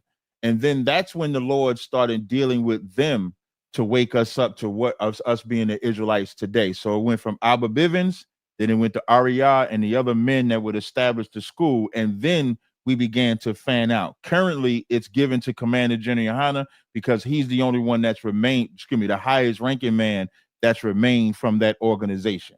To answer your question. Hold it. Bro, can I? All right. Yes, go ahead. You got a whole minute left. Go ahead. That's not answering the question, because in the Bible, just like with Moses, Allah revealed himself to Moses, and Moses told the people about Jehovah. Allah revealed himself to Noah, and Noah told the people, all the people. It wasn't like it was Noah, then it was this one, then it was that one. But if we talking about gods of the Bible and God of the Quran, what is consistent and what is always a fact is Allah only reveals himself to one person, and that one person reveals Allah to the people. So if the black man was robbed of a knowledge of self, we didn't know we was black, we thought we was Negroes and colored people. How did we get all of this knowledge? What one person did Yahawah teach? Because if Yahawah chose Abba Bivens, y'all supposed to be telling us what Abba Bivens said about Yahawah. You ain't supposed to be because he the one who saw him. He represent Yahawah, just like with Moses. Joshua could only tell them what Moses said. So who was the representative for Yahawah, the one man? Just like for Yahawah. I answered the question. That's why I said it started with Abba Bivens, who was unfortunately killed by your people. And so if you take what you said, as y'all breaking down what y'all think is the Bible, y'all still stuck with the Quran. Y'all still stuck with a white man being your savior, being your Allah in the flesh. You never read the Bible and said, we're the children of Israel, let's leave it alone. That's how you know you was never sent by the God of Israel. But Abba Bivens was. And then when he died, just like when you said when Moses died and it went to Joshua, when he died, then it went to Ariel, Yahawah. So when you say, how did they know about it? Because they taught it and passed it down. You want the proof of it? Israelites are around the world saying the Lord's name. Israelites are around the world saying that they're Israelites. If I was to talk about my organization alone, we're in South America, North America, all over Canada. We're in the UK. We're all over the earth right now. So when you asked me, where was it at? I gave you a timeline and told you who the last man is, which is Commander General Yahawah. So I answered your question. All right, Captain, it's on you to ask your question, brother. All right. I just got it. It's a yes or no question. Yeah, it's really like a yes or no, but it's a two-part. So yes or no, Father Muhammad is your Allah in the flesh. Yes or no? Yes. Does he have a mother and father? Yes. So Allah has a mother and father? Yes. That's all I got to say. You can ask this question. Okay. Khalil, Shabazz, is on you. You can ask your second question. So I'm still, he didn't answer the other question. Because what knowledge that we have today that black people have, that we can point to any one of them to say because when the Honorable Elijah Muhammad came on the scene, we was Negroes, niggas, and colored people. We could connect him to black. We can connect him to how to eat to live. We was eating hog. They was calling it soul food. But the Honorable Elijah Muhammad taught us about the pork worm. He taught us that it was divinely prohibited. He taught us it was grafted between rat, cat, and dog. He did that. Cleaning up the black man, uniting. All of that leads back to Elijah Muhammad because the Panthers Dick Gray, all those who saw the messenger could tell that what he was teaching was changing black people. So if you saying that Yahawah chose Abba Bivens and the Yahawahs and all them, what knowledge do we have today that you can put, that black people have that we didn't have, that you could point to them and say that's what they taught us? 50 million black people in America. No problem. So again, I don't mind you asking the same question over and over and over again, but everybody had their hands on the Bible. So even when you try to take credit for being the one to call a white man a devil, that's not true. You're just taking credit for something. To take credit for knowing that we Israel, FS Cherry existed before you. So as I gave the timeline, because you said I didn't answer your question, I gave you the timeline. FS Cherry predates Muhammad, and FS Cherry is the first recorded man that knew taught, went to camp, and was an Israelite. So when you say, where can we pinpoint somebody teaching black people, he would be one. When Abba Bivens comes along and separates from the Jewish man, why did he separate? Because unlike your organization that loves white people, you stayed with the white man. When Abba Bivens goes into the Jewish synagogue, reads those records, and then realizes these records is not about them, it's about me. And he had a greater heart than Elijah, because he said, I'm not going to follow a white man. This is for my people. This is stolen from my people, and I'm going to establish that. The proof of that, if I expound it, when they went to Dimona, you know why they went to Dimona? Because they knew that they were Israelites. So the question that you're asking, it just doesn't, I'm answering your question. But what you want is, you want the Nation of Islam to get all this credit, but you're getting credit of healing black people using the Bible. You have not healed black people using the Quran. When you stop eating pig, that's not from the Quran, that's from the Bible. When you said Malcolm was going to wake up the lost tribes of Israel, that's not from the Quran, that's the Bible. You said Malcolm used Malachi 4 and 5 to talk about your Elijah and the lost sheep. You did not use that from the Quran, you used that from my book. So even what you did ignorantly, y'all still use my book. The difference between you and I is that we teach our people that they are the children of the book. We don't teach from the book. Y'all teach from the book. Y'all teach from the book like a pastor. We teach from the book that we're the people. That's the difference. Right. Tom. All right. Captain, you can ask the brother Khalil Shabazz a question. Can you show one thing in the Quran that would make the God of the Quran the same as the God of the Bible? Could I share my screen again? Yes, sir. I already showed you. The screen is being shared right now. Okay. Oh, you just took it off. My bad.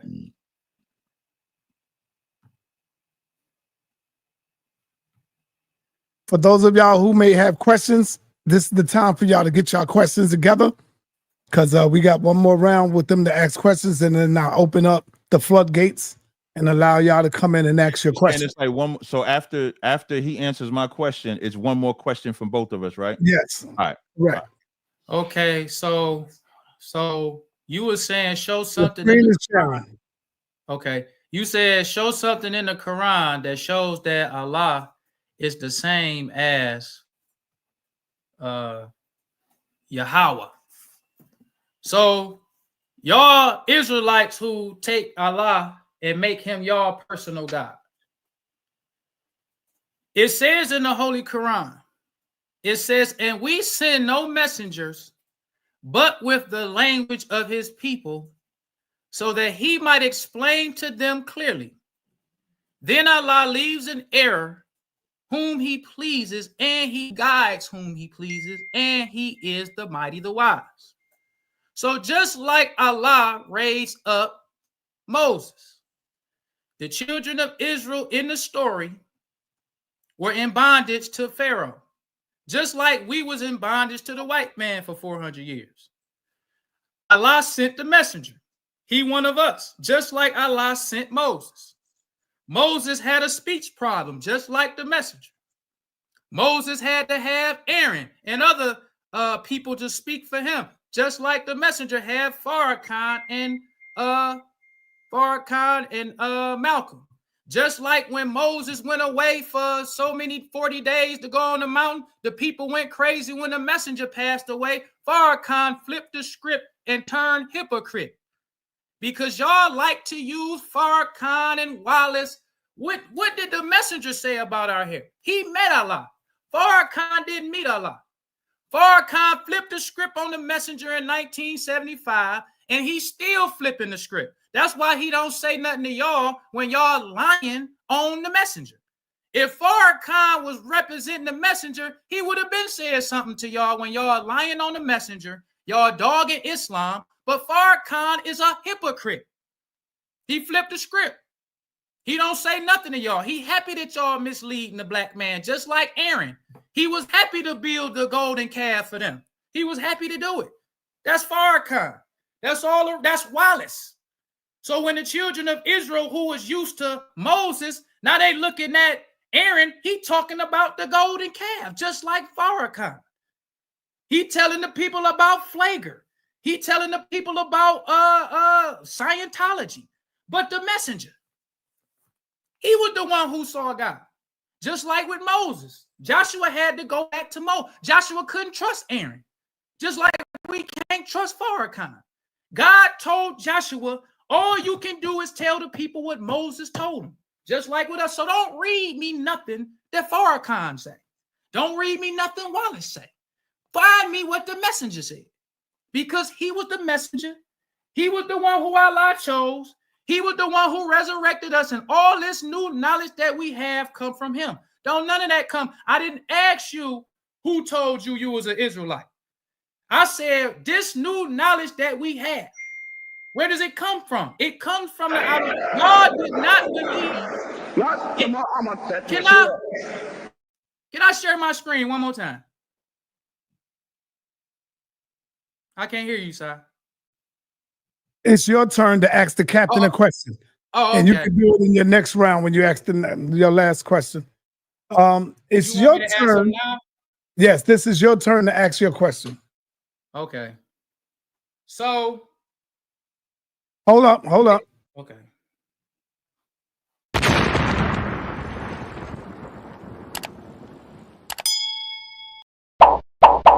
Like the video. Thumb up the video.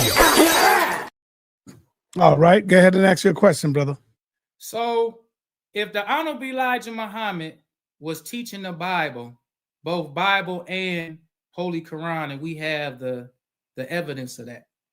If we can see that black people talk about Malcolm and what he taught more than they talk about Abba Bivens, then why is it that Allah or Yahawah sent or raised up these people you talking about, but the black man was listening to the Honorable Elijah Muhammad more, and he was the one who changed the black man in America? Is Yahawah more powerful than Allah, or is Allah more powerful than him? Good question. Let's go, Captain. Hey, can you say that last part again? I said, since the Honorable Elijah Muhammad changed the hearts of the black man, and we saw that. He changed, even though Eldridge Cleaver was not a Muslim, and them brothers in prison wasn't Muslim, but he said that our drug-free life started in prison. They didn't say that about Abba Bivens and Yahawah. No, they said that about the messenger.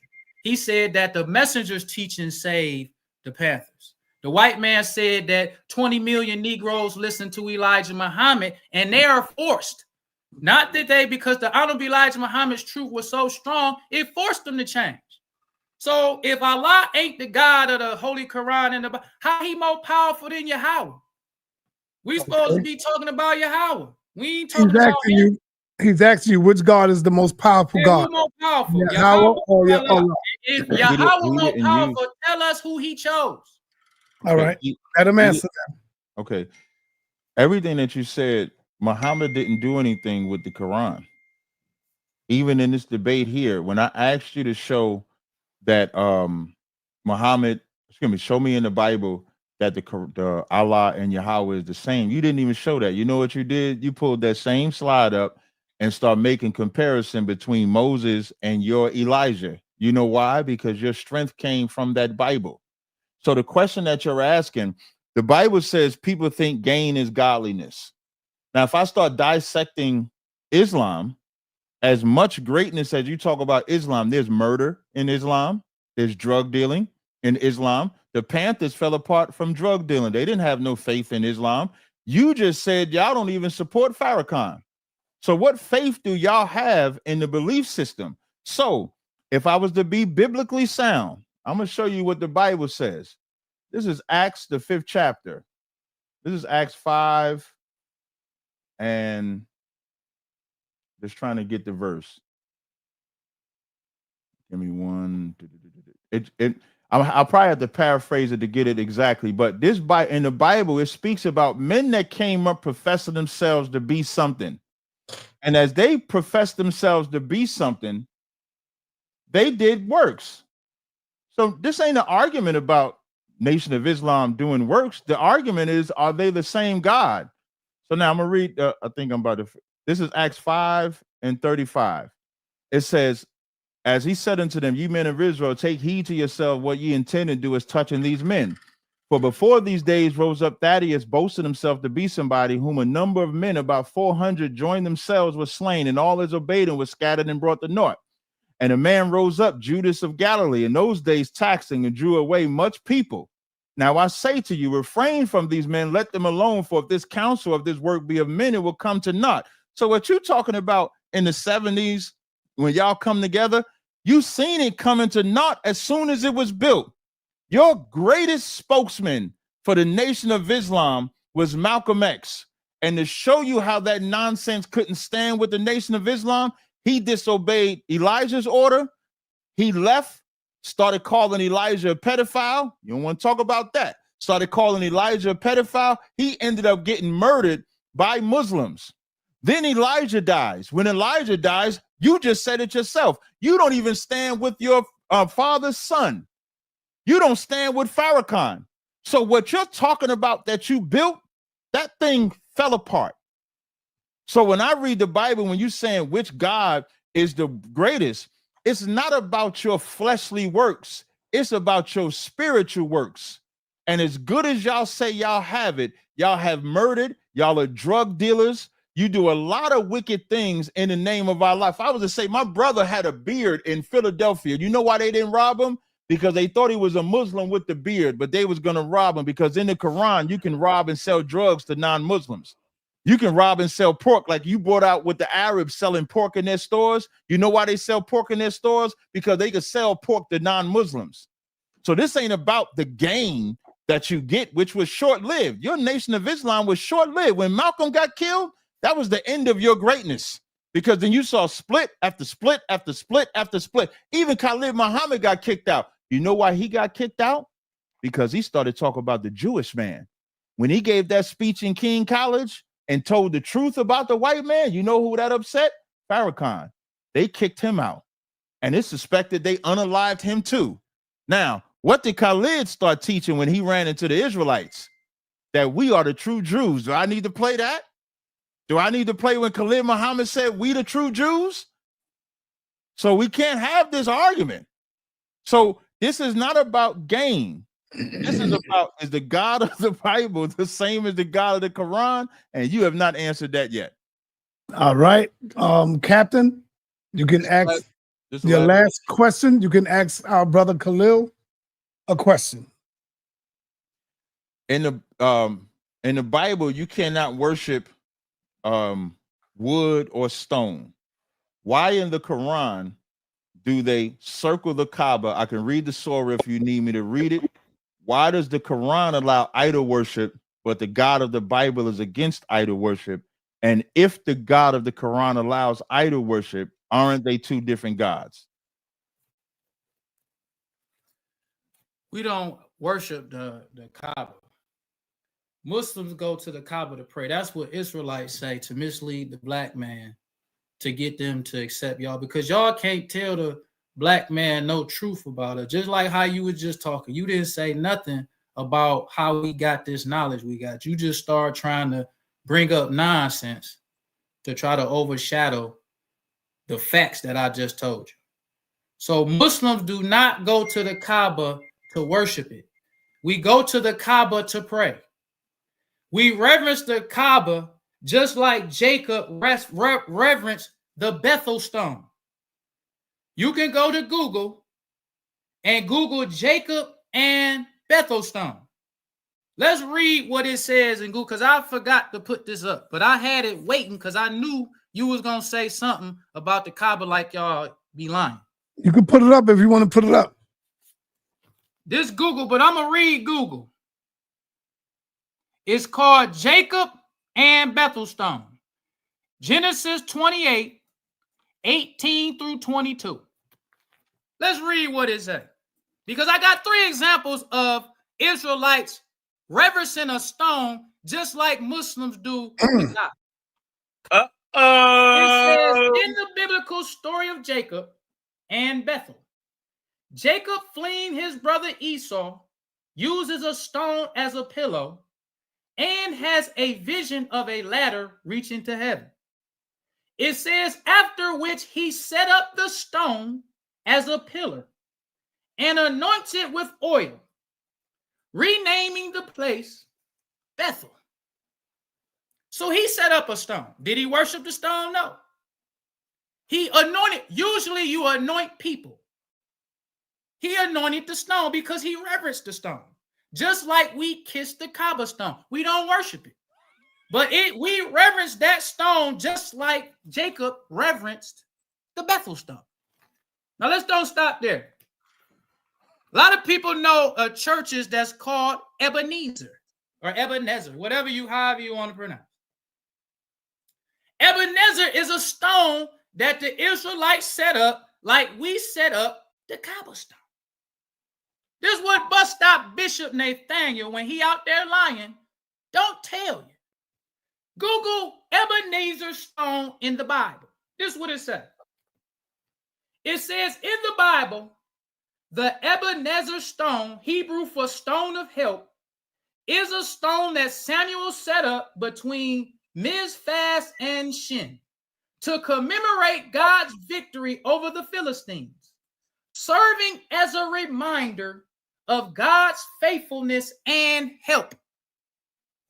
He didn't worship the stone like bus stop bishop of IUIC be lying and saying, and how Tazaryach saying. All they can do is lie on us. They can't tell you what we do as far as our practice that's wrong. So what they do, they say they set up a stone, they worship it, they kiss it. But when you look in the Bible, Israelites did the same. But that ain't even the good one. This the good one. This talk about Joshua and the Gilead stone. What Joshua do? It says after Israelites crossed the Jordan River into the promised land, Joshua had 12 stones. Not one stone. We only got one stone in the Kaaba. Joshua got 12 stones. Tom. And when you... Hey, I get to respond to that, right? Because I know he responded in the beginning. He responded to the first question. That's correct. Hey, yes. hold on, Si. Yeah. No, you did, Khalil. No, you I don't have a time after this to explain this stone. No. Listen, brother. At the first, when you asked your first question, I allowed you to go again. Remember, because you didn't. Yeah. Yes, I want to use the same, and I didn't give you no brush. Fair to both of y'all brothers. Thank you. I appreciate your fairness. I'm glad I didn't use it until right now because that was ignorant. So in Genesis 28:10 that he's talking about, an altar is always stone. Every altar is made out of stone. So in Genesis 28:10, when it says, and Jacob went out of Beersheba and went towards Haran, and he lighted up upon a certain place and tarried there all night because the sun was setting. He took the stones out of the place and put them for pillows and laid down to sleep. So that's not idol worship that he's talking about. He used the pillows to sleep in. When he brings up what Joshua did, Elijah took 12 stones for the 12 tribes of Israel, and he made an altar. We're not talking about what you make an altar out of. So when we read the Surah 22 and 26, and remember when we assigned to Abraham the site of the house, saying, do not associate anything with me in worship and purify my house, for those who circle the Kaaba. The house is what the rock is in.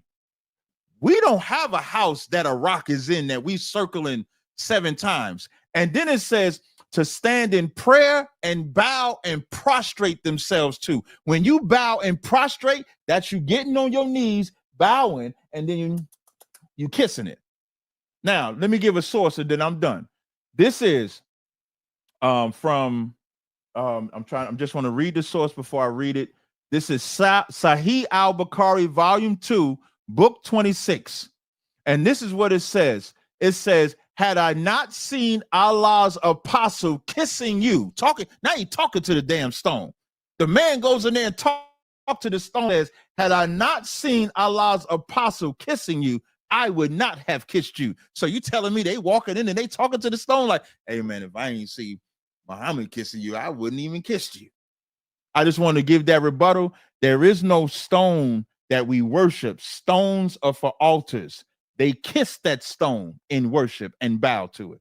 Okay, thank you. The debate is not over. Y'all got closing to do, but before we get to the closing, I will allow the chat to ask y'all brothers a few questions, and then I will let y'all get to y'all close out. And if you coming up, you have to turn. Say that again. I was going to say, do you want us to close out? Because if we get to the questions, we might not get to the. I mean, that's up to Khalil. That's a good point too. That's true. But you got to show your face. If you can, you got the cam up. We need to see who we're talking to.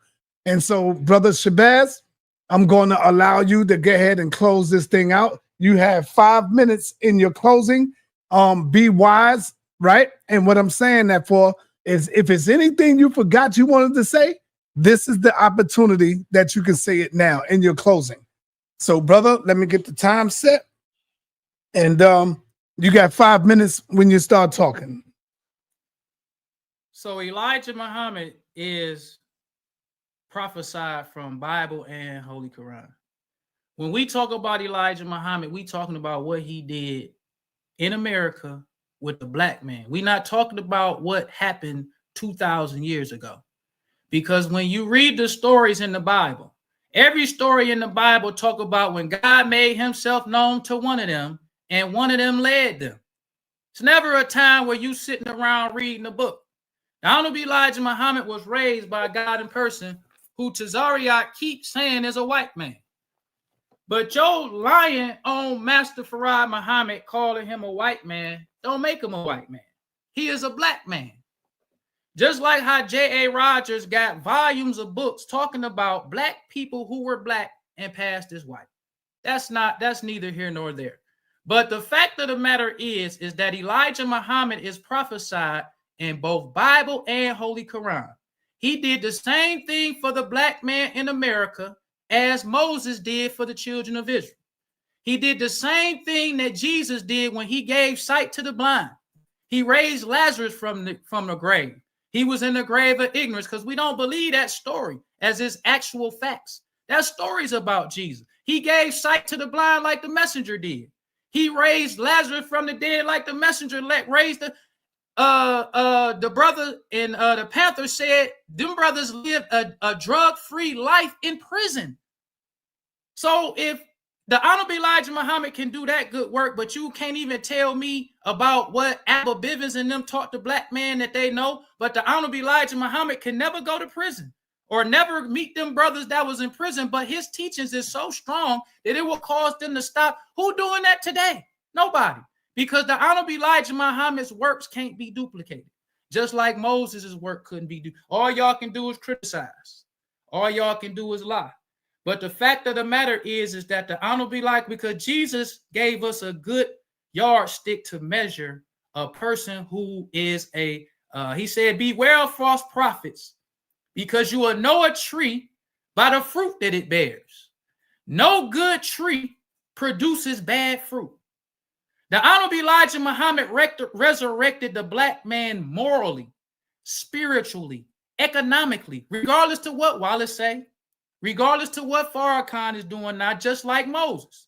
He can't be blamed because they decided to worship the golden calf. Just like the Honorable, how can we blame him now because people decide to abandon his teaching? That ain't him. But when he was among us, Just like the Holy Quran says, those who follow the prophet messenger, they will be successful. Yeah.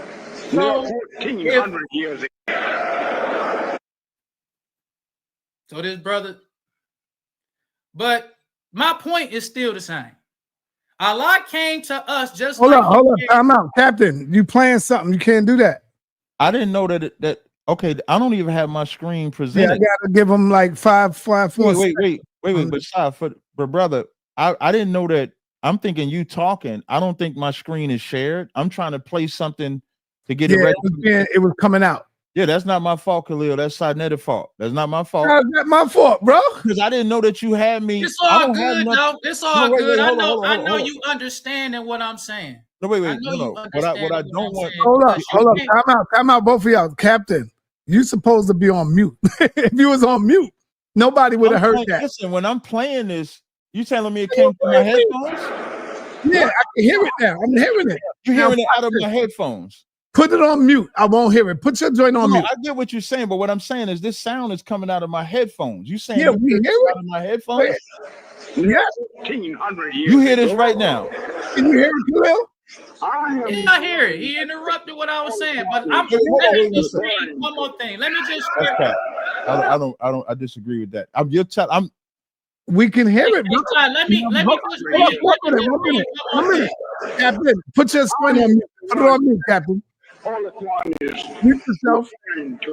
Did you hear it just now when I was just playing it? Yes. That's my point. That's what I'm saying. I had it muted. Like I get you. You ain't mean to do it. We got you. That was an accident. We got you. Yeah, we can hear it right now. We hear it. So my mic was muted and you still heard it. So what I'm saying is your mic is not muted. I mute you. Now I've muted you. Go ahead, play it now. Play it now, Captain. No, I don't hear nothing. I just muted you. But it was an accident. It wasn't intended. So let me just read one more. Can I read one more? You got 1 minute and 48 seconds left, Brother Khalil. Can you share my screen? Yes, go ahead. You got 1 minute, 48 seconds. All right, I want to just end this up and read what J.A. Rogers said about the messenger when he finally saw. Your screen is sharing, brother. You got 1 minute, 48 seconds. Okay, hold on. I just want to read what J.A. Rogers said about the messenger. This ain't going to take long at all. This is when J.A. Rogers saw the messenger and his work in with the black man. He said, here in America, we have had plenty of leaders, but they have always been the wrong ones. They have selfishly preyed upon us for themselves. But at last, we have found the right one in Mr. Muhammad. The things that impresses me the most about Mr. Muhammad's young followers is that they are alive, alert, independent, and honest. Being a writer, many people come to me and take my books and never pay me for them. But Mr. Muhammad's followers get these books by the thousands and even pay for them in advance.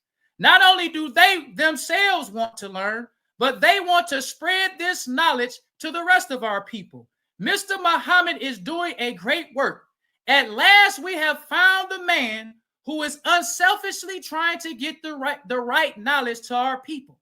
This is what J.A. Rogers saw. He saw Muslims out in the street actually wanting to teach the black man the truth. This was not happening with Abba Bivens. It wasn't happening with Yahawah, because if it was happening, then it wouldn't have been such a surprise with J.A. Rogers. But when he saw the messenger, the Honorable Elijah Muhammad, he said, not only do they want to learn, but they want to spread these teachings. They get my books. Because what J.A. Rogers talked about Islam is aligns with what the messenger taught. But Rudolph Windsor and these new school Israelites write books dogging Islam, lying like you lying on the Kaaba. But J.A. Rogers' books, Muslims could sell his books right along with the teachings of the messenger. Because what J.A. Rogers taught about Islam was in line with the same history the messenger taught us. But now that Israelites trying to compete with us, y'all write y'all books or y'all get some enemy of Islam to try to counter what we saying. But the Honorable, go ahead. All right, time. Okay. All right, Captain. Don't get down on that, brother. That was just a mistake. I'll take full responsibility, brother. Don't worry about it. You're doing good. Captain, it's on you, brother. You got 5 minutes in your closing. I guess if y'all heard that. Yeah, we know that wasn't by. I do want to share my screen though. So let's get it. Let's get it. He made a point to let me share first. Let me make sure y'all. That's weird that y'all could hear that. So I mean, it's no big deal, I guess. So just let me know if y'all can hear this. Hold on. Where did you go? Hold up. Screen is sharing, Captain. Yeah, I'm just trying to get to it now. Hold on. There we go. Let me know if you can hear this. Yeah, hear that. All right. So he lied when he said that I make up. Time stop. Thank you. He lied when I say I make up that Muhammad was a white man. Let's see what their prophet Muhammad said. And you know who sent this to me? West Coast Cam sent this to me. I never knew that they taught Muhammad was a white man. So let's hear what Muhammad said, because you can't make this about the son. You can't make this about him. Your leader said that the original Muhammad was a white man. Let's read it. Let's listen to it. 1,400 years ago, not the Muhammad that was here near 1,400 years ago. I am the one that the Holy One is referring to. The Muhammad that was here 1,400 years ago was a white man. That's what his leader said. His leader said the Muhammad of 1,400 years ago was a white man. So their Quran comes from a white man, but he telling me that the white man plagiarized something. But the founder of their faith is a white man. And then let's see what Farrakhan says about it. Let's see what Farrakhan. Let's see some more. Then they put up Muhammad. Muhammad was born in Arabia. Was born. Bear with me. Muhammad was born in Arabia. Now, what many of you may not know, Muhammad was a white person. Muhammad was a what? Many of you may not know, Muhammad was a white person. Two of their most prominent leaders. Well, he said he was the best that his race ever could produce. A clear sign of a man who held his nature in perfect check. Held his nature in perfect check. Perfect check. Muhammad ibn Abdullah. Muhammad ibn Abdullah of Arabia. The most noble of men. The most noble of men. He's calling a white man the most noble of men. It broke his heart when he couldn't convert the European. So what Farrakhan and Muhammad is teaching you is that you can put it back on me now. We don't need to look at Khalil on my time. You can put it back on me now.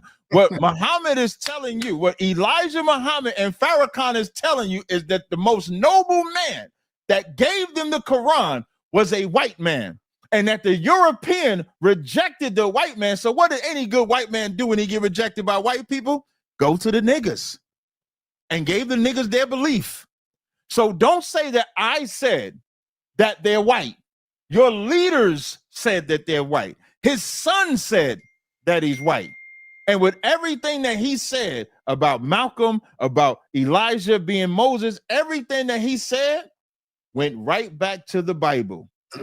Even when he brings up the prison department, people being in prison, we in the prisons too. We got Israelites in prison, getting them out of prison. We got Israelites in shelters, Israelites in the homeless, Israelites in colleges. We got the same style.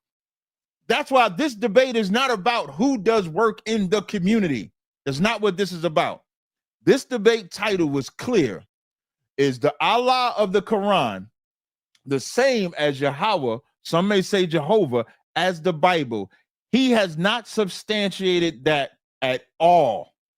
At all did he substantiate that. All he tried to say was that the Bible was tampered with, except when it's referring to their Elijah. When he talking about everything they talk about Moses that they fit him, it's not tampered with. When they talk about Malachi 4 and 5, it's not tampered with. But when I bring up something that says the children of Israel, we're the Israelites, now that's tampered with. Now that's something being hidden. If something is tampered with, and you pick something out of there to say that it's not tampered with, that means your mind is tampered with. That means you have an agenda. And that's how you know Islam had an agenda, because they couldn't even stand together. When Malcolm X was given that order to not say nothing about JFK and he didn't listen, when he left, he started telling all the secrets then.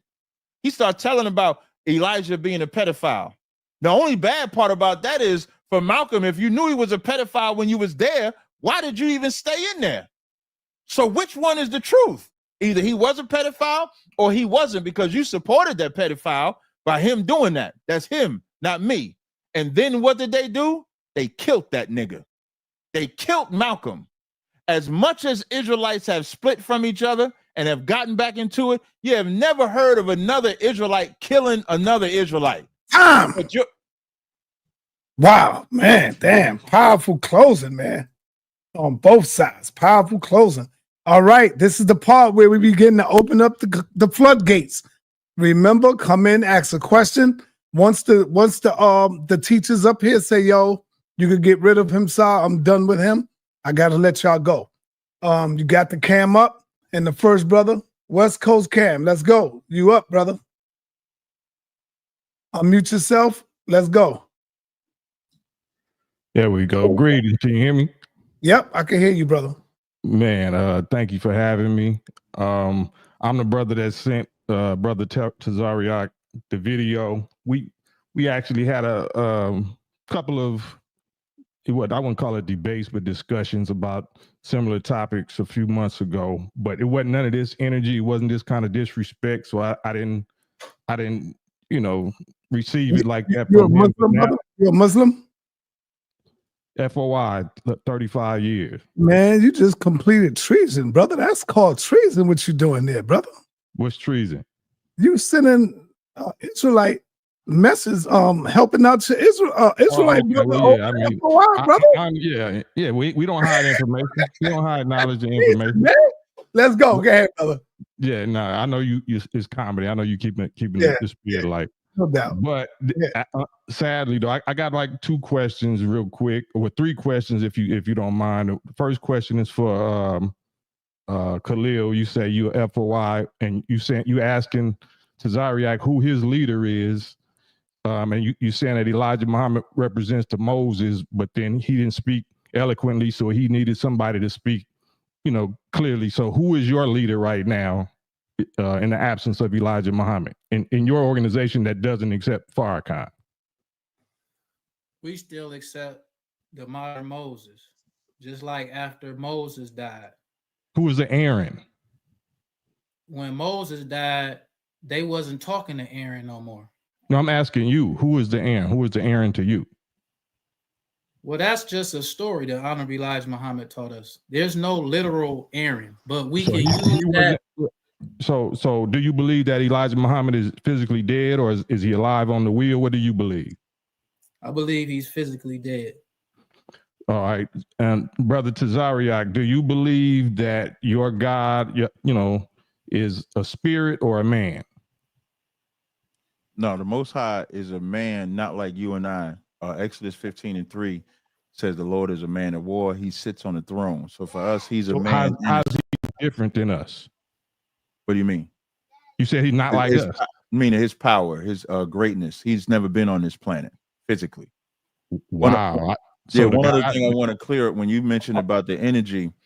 This ain't my first time sitting with Khalil, and he didn't have the decorum that you had when you and I sat. No, I agree. I just want that for the record, because I don't want you to come in here like I don't have this energy with you, like it's different when it was you. No, you still disrespected the faith and the FOI just because you're talking to him don't mean nothing to me. So no, what I'm saying is just hear me out. One side, I want you to hear me out because I listened to you. I just heard you out for two hours.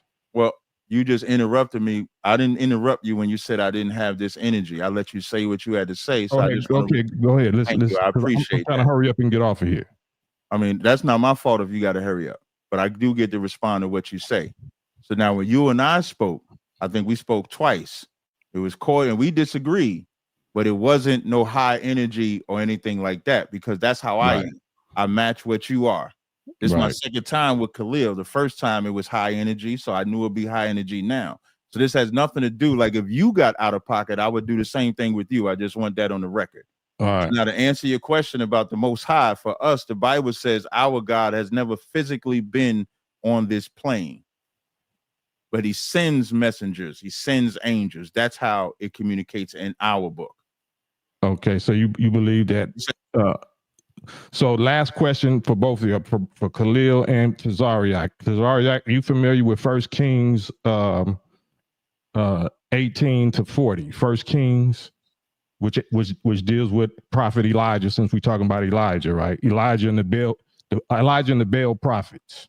The showdown, the challenge. When he battled the 400. The showdown and the challenge that he issued to them. I'm familiar with it, yes. Myself, representing, my God, Master Fard Muhammad, who you falsely claim is a white man, because we know that we've been taught that his father is a jet black man and his mother was a white woman.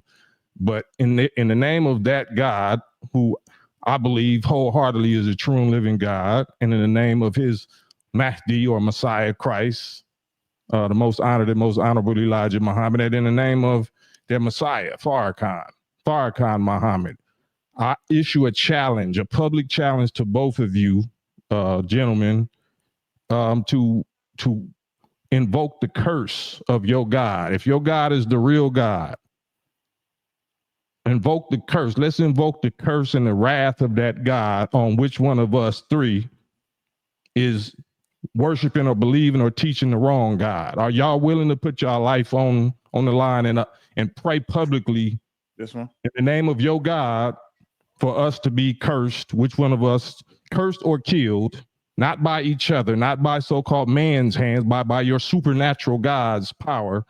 Are you willing to do that with me publicly? And Sarnetta, as a witness, we can pin this up and keep tabs of it for the next 30 days or 60 days or 90 days, however long we want to decide specifically what we want our God, to prove his that he's really God or really with us. Are y'all willing to do that with me? Yeah, you sound like a demon to me. Matthew, the 4th chapter. No, it's the Bible. It's in the Bible. Hold on, you got to let Captain respond. Let him respond. I mean, the emotional man interrupt. I said 3 words. You sound like a demon to me. That was a battle of proving whose God was real by calling fire out of heaven when you mentioned in 1 Kings. Neither side threatened with death to each other. The 450 prophets of Baal died because Elijah said to kill them physically because they could not call the fire out of heaven. That's 1 Kings, the 18th chapter. But you don't know the Bible. When I called you a demon, in Matthew, the 4th chapter says, again, the devil taking him up into an exceeding high mountain and showing him all the kingdoms of the world. I'm sorry. Salaki. Salakia. He saith unto him, if thou be the Son of God, cast thyself down, for it is written, he shall give angels charge concerning thee. Christ's answer was, it is written again, thou shalt not tempt the Lord thy God. You will not see nobody say, curse me, if this God is not real, with a battle against another God. That's a horrible. Well, I'm a Muslim. So in the Quran, chapter 62, verse 6, you say that you're a real Hebrew, right? I'm an Israelite. Whatever, in 62, verse 62, chapter 62, verse 6, it says, say to those who say they're Hebrews or Jews, if you think that you are the favorites of Allah or God or Yahawah or Yahweh, or to the exclusion of other people, then invoke death if you are truthful. This is what we commanded to challenge you. So go do it. I'm still going. So it says, come, let us gather our sons and our daughters and our women, and you gather your women and your people, and let us be earnest in prayer and invoke the curse of Allah, invoke the curse of your God. We Muslims, so since I'm not a Hebrew, I don't go by your Bible laws. I'm letting you know what we practice as Muslims. This is how you shut it all down. You don't got to call me a demon. You just got to prove like the Baal prophets did. Well, I got to be a demon because we're showing and proving live publicly the power and the reality of who our God is. Why I got to be a demon? Why I can't be a honest believer? Okay, hold on. I gotta move on because we got a lot of people. Can I respond to that first? Because he did. Yeah, he has to respond to that. You ain't got to hear from him again, though. The reason why I called you a demon because your belief is demonic. Quran, Allah is demonic. Like you said, do you accept the challenge? Why are you interrupting again? Do you accept the challenge? That's why I said demon, because he can't sit still. Every time that I've spoken, he interrupts. I don't interrupt when he's talking. That's the demon in him that can't sit still, that Captain Tazaryach is calling out. We call that a coward. We call that a punk. We call interrupting a man in his speech effeminate. That's what we call it. Because I didn't interrupt the Bible. Our Bible says accept the challenge. Don't interrupt the man in his speech, and look at him. He can't even sit still. Now, the only difference is the reason why I'm not sending you down like I could is because I like to see emotional men try me. And that's how you coming across. Because you made a point to say the Quran, y'all belief is different than ours. So if you want to call a curse of death, because that's your belief, you can't show me that in mine. But I know when you tempt the Lord, we're not supposed to. That's what I just read to you. So no, if that's what you choose to do, by all means, go curse yourself. But for me, I don't have to do that. We suffer, the black race suffers enough curses by our disobedience to the Lord. Our obedience to the Lord reverses the curse. All right. Next person. Let me go to Brother Khalil. Do you want to respond to that, Khalil? Because I think he asked both of y'all the question, Brother Khalil. The honorable he wanted to know if Khalil was cursed himself too. The honorable Elijah Muhammad is the one who met God.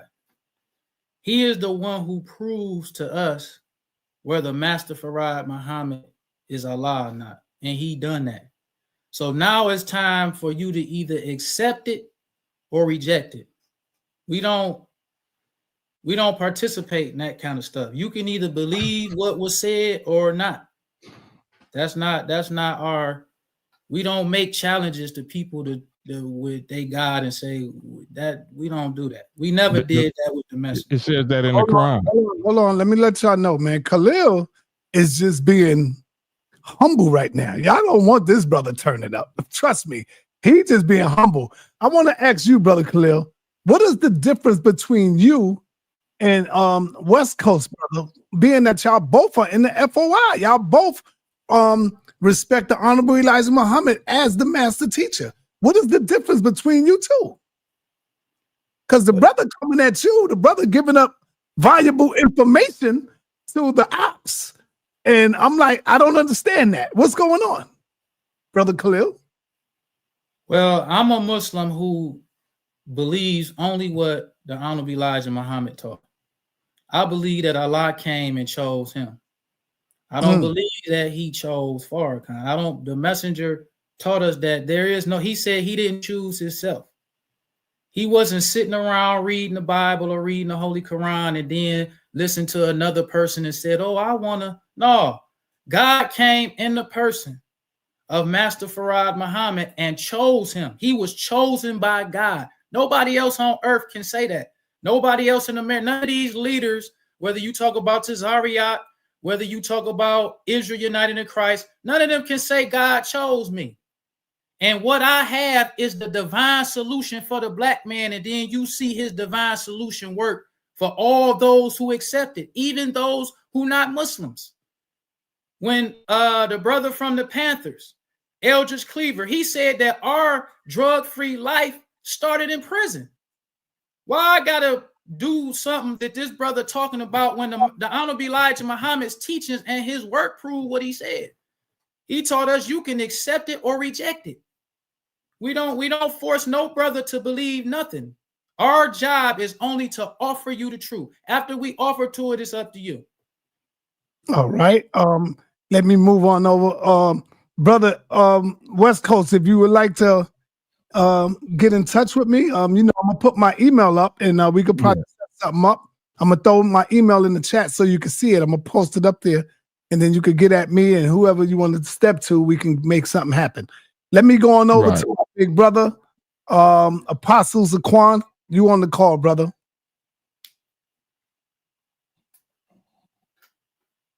You need to operate a little wisdom, man. You throwing your gifts before pearls, man. Like the swine. So,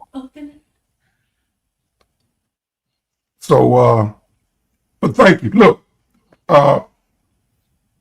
nice debate, great debate. Cap, you did a wonderful job. Khalil, you did what you did, and appreciate you for showing up. I got a question for you because I'm confused.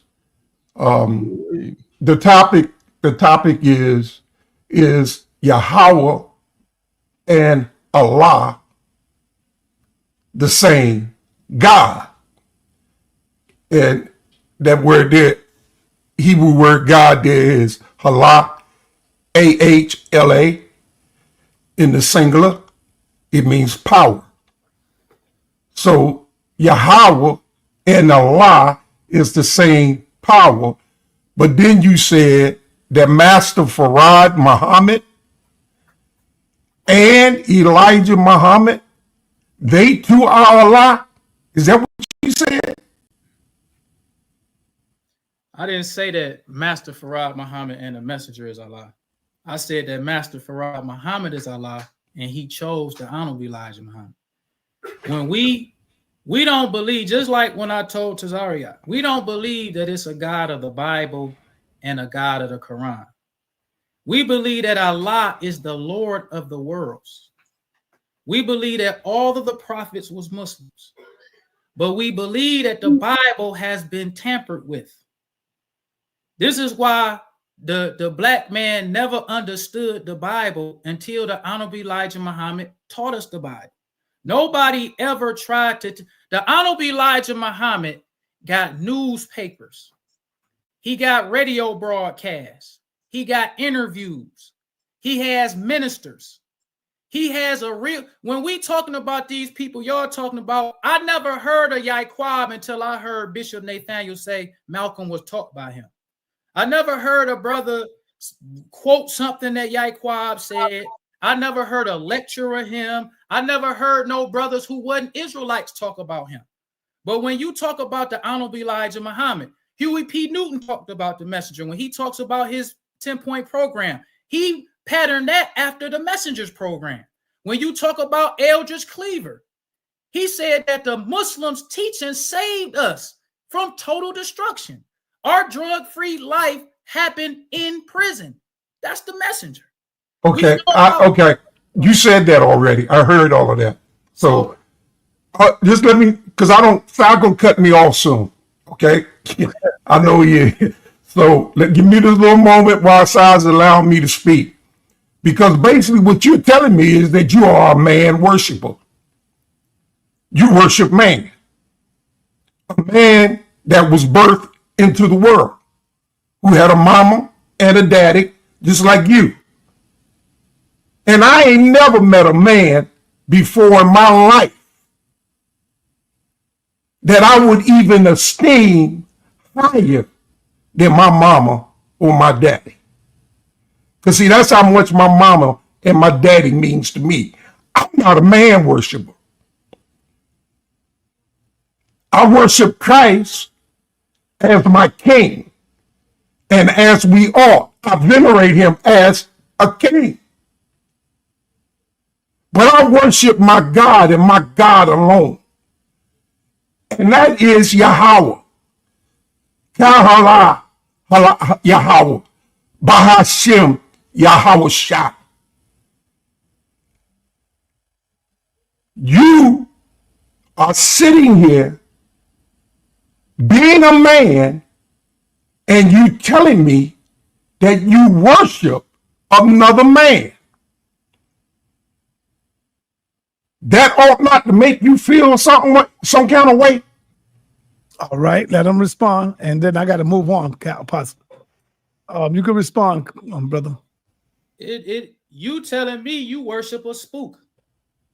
You worship something that you haven't seen, something that nobody that you know have seen, never came to America, never did nothing for the black man. Master Farad Muhammad came from Mecca in 1930. He wasn't living under Jim Crow. He wasn't being redlined. He wasn't being lynched. He came himself to the black man who was being lynched. Wasn't no black Jews talking about Yahawah. He came and he chose a messenger. He taught that messenger, and everybody who followed him was successful. So yes, I don't feel bad to tell you, I believe that Master Farad Muhammad is God, just like you believe in this spook you talking about. You never saw him. You don't know nobody else who saw. You can't even tell me what teaching did this spook teach you or any Israelite that benefited black people. You can tell me about what you think he benefited. Can I tell you how I benefited? Hold on, brother. You can't do that, Apostle. You can't cut him. It's me. Hold on. No, Apostle, you can't. You gotta let the man finish. And then all an Israelite can do is tell me what you like about being an Israelite. You can't tell me about what you practice that will help another brother who don't think nothing. When that white man wrote about the Honorable Elijah Muhammad, it said his Muslim teachings is forcing politicians and the civil rights leaders to take more harder and extreme positions. You can't say that about Yahawah. You can't say that about Abba Bivens. You can't say that about Yahawah. Well, none of these brothers you talking about. All you can do is talk about what they teach help you. But the brother from the Panther said these Muslim teachings helped all of us in prison to start and live a drug-free life from what the messenger taught. So I don't feel no kind of way to tell you, yes, Master Farad Muhammad is our God. He came in person. You don't feel ashamed. All right. No. Give me 1 minute. One more. No, Apostle. 1 more minute. No, I can't let y'all two go back and forth. The debate is over. I don't want to go back and forth. I just want 1 more minute. Apostle, discipline, brother. That would be unfair because West Coast Cam didn't get that same grace. So right. That would be unfair. I didn't let West Coast do that. So yeah, let me move on. Then I got Lord Abba next after Herman. You got to turn on your camera at least, man. Come on, man. I told everybody they got to turn on the cameras, brother. Can you turn on your camera, Herman Smalls? Yes, kid. Give me 2 minutes. I have it on. All right. Do you want me to go to my brother first and then you could come behind him? Yes, that'll be perfect. Thank you. Lord Abba, you got the floor, brother. Peace. Let me know if you can hear me, Sal. I can hear you good. I can hear you good. Peace. What's going on? Shout out to everybody. This was actually a good debate. It's Providence, I think, right now. One of my oldest debates on YouTube is my debate with West Coast Cam. We had a debate, man, that had to be 12, 13 years ago, maybe even 14 years ago, now that I think about it. But I came up to give some, I don't know if you remember that, Brother Cam, but okay, cool. That's one of my oldest debates on YouTube. First, to the brother Khalil, and I don't have no questions, so I want to be up front. I came to give an observation about the debate. Brother Khalil, you said some things that were off, and I just want to offer you a bit of advice because I still am Islamic, and the teachings of Brother Wesley Muhammad would help you greatly. I don't know if you're familiar with the brother Wesley Muhammad, but me being a former member of the Moorish Science Temple of America, who did all those things that you spoke about when you said the Nation of Islam was the first to do them, before the Nation of Islam did them in cities like Chicago, Detroit, Virginia, states like Virginia, I can't remember the city, Pittsburgh, Pennsylvania, etc. Those books will definitely help you. When you're debating with Hebrew Israelites, it's best to use the second surah of the Quran and show them how the Quran was a reminder for them to get back in line because they have fallen out of the original practice. This is why in their Bible, Jesus is chastising the Pharisees. He's telling them about the withered, they're having a debate about the withered hand, etc., etc. And Jesus is telling them, that's basically not the law that I follow. That's the law that you follow. The teacher's already told I got you. Because I want to give an observation. So I thought when it came to the debate topic, I thought that Tazaryach won because he stuck to the debate topic. And I didn't see enough from Brother Khalil to refute what Brother Tazaryach was saying. Was Allah and Yahweh the same God? You went into his Bible, but I believe you could have simply used the Quran to refute most of his points in that regard. It's just like when I defeated Captain Katazar, all I did was simply show that Ruth was a Moabitess, and the rest I got a chance to play around with. I just wanted to take a little dig at Cap and waiting for my chance. I'm waiting for my chance at the debate. I think Cap is light work. I'm just going to keep it official with y'all. I think he light work, but that's just me.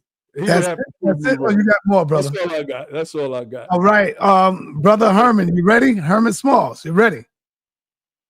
Yes, brother. And brother, I know you always cut me slack. Cam up, brother.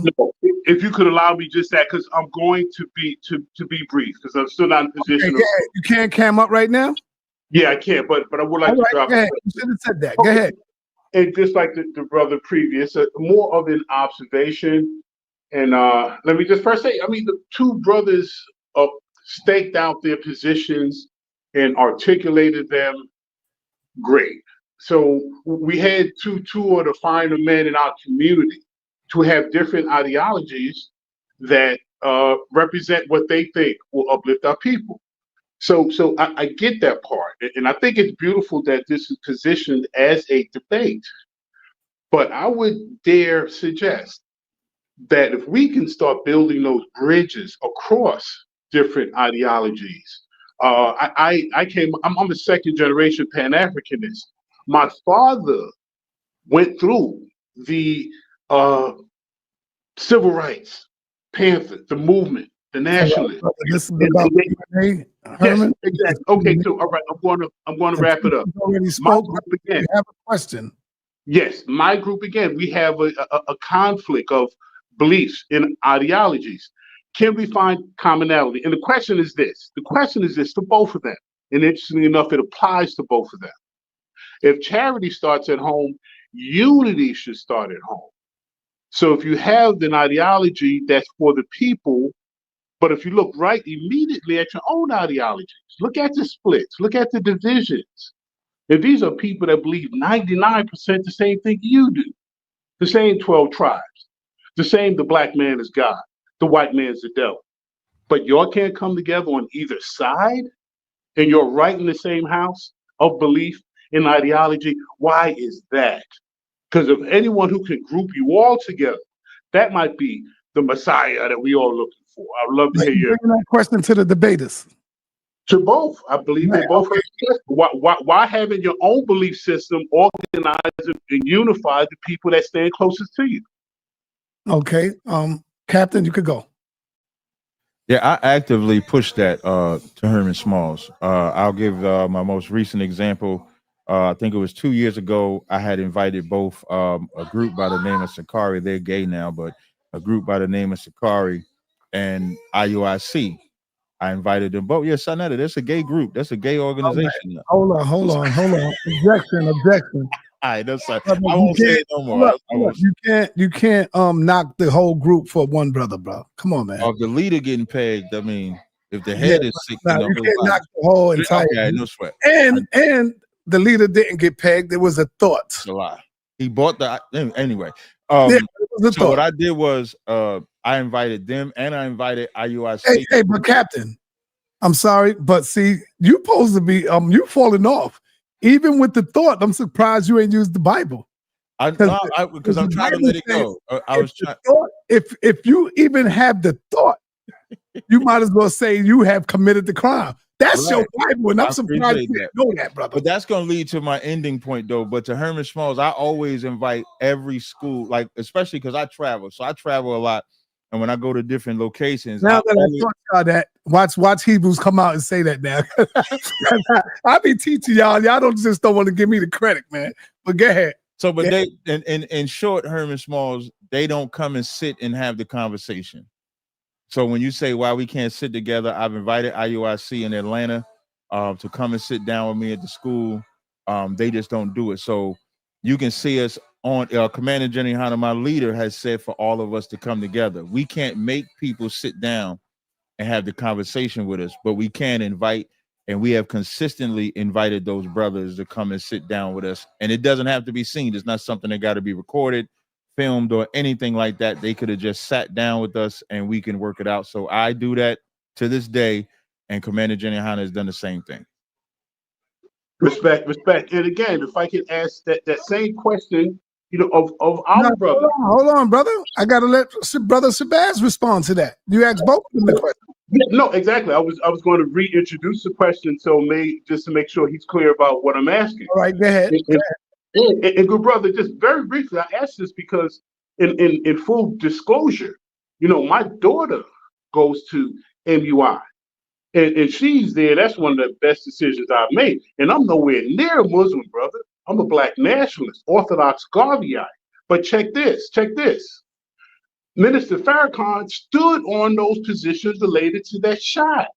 That was the only school in the school system that I could bring my child to. So again, cross ideological lines. He put a school together, and I know they knock him a lot. Question. So how come you all have not collectively come together as Fruit of Islam, as under Elijah Muhammad? Now, when you say come together, what are you saying? Like Israel and FOI? No, he's saying why hasn't, like right now you got 2 FOI members that are different. All right. He's saying why, like he asked why the Israelites don't come together. He asking the same question to that's good. Yeah, go ahead. Excellent, Captain. Thank you. Brother Khalil, you got the floor. But the reason why we can't come together is because people are jealous of the Honorable Elijah Muhammad. The Nation of Islam been on the scene for 95 years. Never have we been on the corner disrespecting people to get them to look bad on another group for them to come join us like Israelites do. They lie to the black man and tell him all of this stuff about Muslims that's not true, because they understand that the teachings of the messenger, it united the black man. It gave the black man, even brothers who wasn't in the nation, like the brothers in the Panthers. But they can't do that. People are jealous of the messenger because they can't do what he did. So instead of them appreciating him, it causes jealousy of him. So they form another group to try to outdo what the Honorable Elijah Muhammad already accomplished. How you telling me that Tazaryach gonna stand on a corner, or any Israelite, and bash Islam when it's the teachings of the messenger that caused the black man to love himself, when the white man taught us to hate ourselves for years? How can you talk against the Honorable Elijah Muhammad like he just some no good man when you got brothers who wasn't even Muslims who practiced what he said?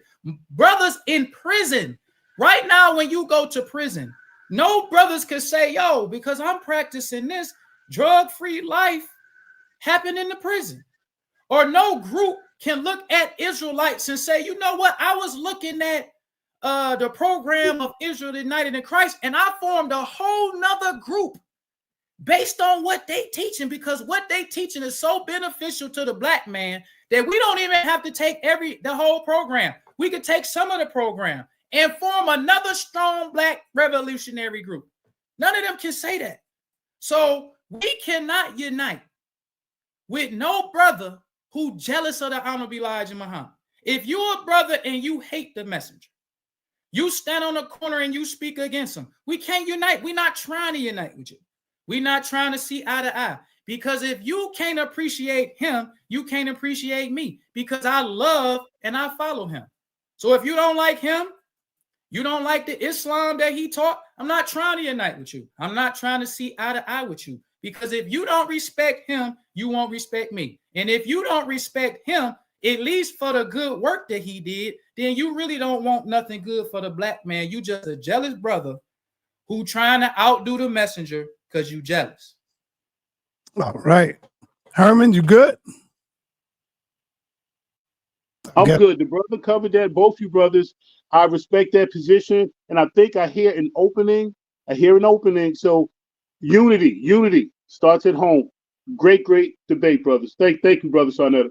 All right, thanks, Herm. I got one question for my brother Shabazz, Khalil, and that is, when the messenger was on the scene, he taught separation from the Islam that y'all are trying to connect with today. When you know the Sunni Islam Muslims, I don't think the Nation of Islam should have any parts of that, any doings of that right there, because the Honorable Elijah Muhammad didn't bring y'all that way. He separated that. So why do y'all try to ease in with them? Like when people get at the Nation of Islam, they connect you to, like Captain was doing, showing you the stone, showing you the rock. I'm surprised I didn't hear from you, brother. Man, we don't worship no stone. We don't go over there and kiss no rock. That's not the type of Muslim we are. That's what I was waiting to hear you say, you know, because that's not the teachings of the messenger. So the reason why you have these split off groups is because everybody is teaching their own thing, just like you have a lot of the Israelites. You have split off groups from One West because everybody is teaching their own thing now, you know? So you got Silas Muhammad, you got Eric Muhammad, we got our brother Shabazz, Khalil Shabazz, and there's another brother, a few more brothers that I ain't mentioned. You know who they are. So what's up with that, brother? Shouldn't you be separate from the Arabs and all them Islam? First of all, Tazaryach know that we don't work. The Nation of Islam get criticized by Orthodox Muslims because we don't do nothing that they do. They wear beards, we don't wear beards. They wear thobes, we don't wear thobes. We say the black man is God. They don't believe. So when Tazaryach in this whole debate, he never said nothing about what the messenger taught or played what the messenger said. And that's why they jealous of the messenger. You can recognize that Farrakhan flipped the script on the messenger, just like when you see Aaron building a golden calf. How you gonna blame Moses? Most of the children of Israel went with Aaron. Just like now, most brothers going with Farrakhan. Most brothers went with Wallace. But when you see them, just like it was obvious with Moses, when they start talking that golden calf, it's obvious when you see Farrakhan kiss Flager. That's obvious. It's obvious when you see him accepting Scientology. That's obvious.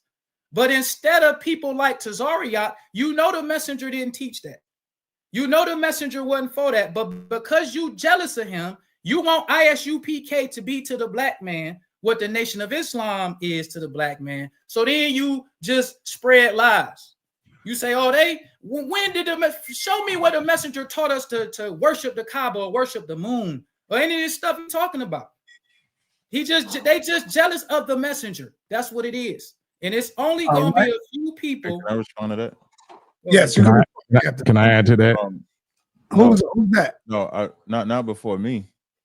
All right, go ahead, Captain. You can respond. Thank you. The title of this debate is, which was spoken about behind the scenes. I said to him, I want the Quran versus the Bible. And he agreed to it. So if they don't practice like those Muslims, then he should not have accepted the title of the debate. He should have said then, we don't follow the Quran like the Arabs do. He should have said, we follow message to the black man. He should have made the difference. Don't agree. I didn't make this title about Elijah Muhammad. I did not. You're a Muslim. I gave a title of the Quran versus the Bible because the Muslims believe in the Quran. So when you say about a jealousy of Elijah Muhammad, I don't see how that is because Elijah is not in the title. The only thing I did with Elijah was play the audio of his words where he said, thanks to your sellout brother, West Coast Cam, where he said that where he said that Muhammad was a white man. So that's not jealousy if it's true. I didn't defame him or anything like that. I disagreed on the belief system. Now, in fairness, though, when I start talking about the pedophile stuff, I use what Malcolm said about him. Even then, I'm using what Malcolm said about him. All I simply showed is that the Quran is different. So this ain't got nothing to do with jealousy. And what Sarnetta said, I want everybody, when y'all play this back, when I asked him about that Kaaba, he said, we kiss the rock, but it's not worship. That came out of his mouth. When he had the opportunity to say, The Arabs worship that way. We don't. But he knows that Muslims, black Muslims, go over there and do that. So this wasn't about no jealousy. This was the Quran versus the Bible. Because you made it about what the Nation of Islam is doing, as opposed to the subject of the debate, is why it then turned to what y'all are doing and not doing, which is why it turned to talking about Muhammad more than talking about, the Nation of Islam more than talking about the debate. So you chose the title. That's not my fault. So I didn't choose the title, number one. Number two, was you on the phone? Hold on, Cap. The topic is Yahawah the same God as Allah from the Bible and the Holy Quran? I'm telling you that the Honorable Elijah Muhammad is the Muhammad of the Quran, and he's the Elijah of the Bible. Just like the Bible talks about Jesus giving sight to the blind, Elijah Muhammad did that. Just like it talks about Elijah turns the hearts of the children to the fathers and the hearts of Elijah. I showed you how Elijah Muhammad turned the black man's heart to Islam. I showed that. I showed you the parallel between Moses and Elijah Muhammad. But you don't want to, you want to talk about Arabs. I showed you in the Holy Quran where Allah says he gives every nation their own acts of devotion. I showed you in the Holy Quran where Allah said he does not send a messenger but to the people speaking their language so that he could give them the message clear. So if you want to talk about Islam, you need to talk about the nation, not what Arabs did 14. That's why I told you that we don't know Allah because we read him in the Quran. We know Allah because he came in person like Allah came to Moses. Allah came to Noah. Allah came to all the prophets and made himself known. Just like Master Farad Muhammad came and made himself known to us. That's what I said. And that's what the topic was about. And I proved that to you from Bible, Holy Quran, and actual facts history. I asked him to show us Yahawah. Show us who Yahawah chose. Show us the teachings of Yahawah and how that affected the black man. He didn't show us nothing. He talking about a spook that lived 2,000 years ago with Moses. How he proved his point. I'm telling you facts about history today, the prophecies in the Quran, how the messenger matched that in a real God that came and changed the black man, really gave him sight to the blind, really resurrected the dead. So it's like how I didn't prove the point. I won't take as long as him. I don't need these soliloquies. He just said that wasn't the title of the debate and then read the exact title of the debate, what he agreed upon. He just did that. I proved what I said. I didn't interrupt you, man. All right. Yeah, let him go. Let him go, Khalil. The only man that's a man on this stage is me so far. So now he just said the title wasn't the title, then said that was the title. And the reason why you always talk about titles behind the scenes, because if somebody come at me with a title that I don't agree with, I'm going to say, no, I don't agree with that. I didn't mention Arabs. I mentioned everything in the Quran. You can beat your woman in the Quran. They pray facing Mecca in the Quran. The name of the God in the Quran is Allah. That's in the Quran. If you don't agree to that, then you should not have agreed to the title. Don't get mad at me because I stuck to the title and you did not stick to the title. The Kaaba is in the Quran. The Kaaba is not man-made by the Arabs. The Kaaba is written in the Quran that they have a house for it, that they prostrate and worship that Kaaba, which is why you said you bow down and kiss it. I was clear on the subject. Right? Why you when did he talk about Yahawah? Hold on. When do we be men? You don't go right after Tazaryach. You could go right after him. Go ahead, finish, Cap. Like I want everybody to understand. You want to be a man, you come in the ISUBK. You want to be a feminine, be a fruit of Islam, because both of them been emotional. I didn't interrupt neither one of them in their speech when they was talking. I gave them the respect of the floor. Give the respect back. I would have been done. So again, I didn't make this about no envy, jealousy, or anything. He was talking trash on side of the channel. I said, let's see if they're the same God. He accepted the challenge. If he didn't agree with the Quran, he could have said, no, we don't follow like them. And then I would have focused on the Nation of Islam. Once you say the Quran, I'm focusing on the Quran. It's not my fault that y'all worship one way, the Arabs worship another way. Y'all Muhammad is white, their Muhammad is an Arab. That's not my fault. All right. Let's keep it respectful, brothers. Good debate.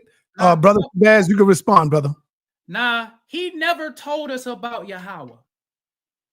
The debate was about Yahawah and Allah. I'm telling you that Master Farad Muhammad is Allah.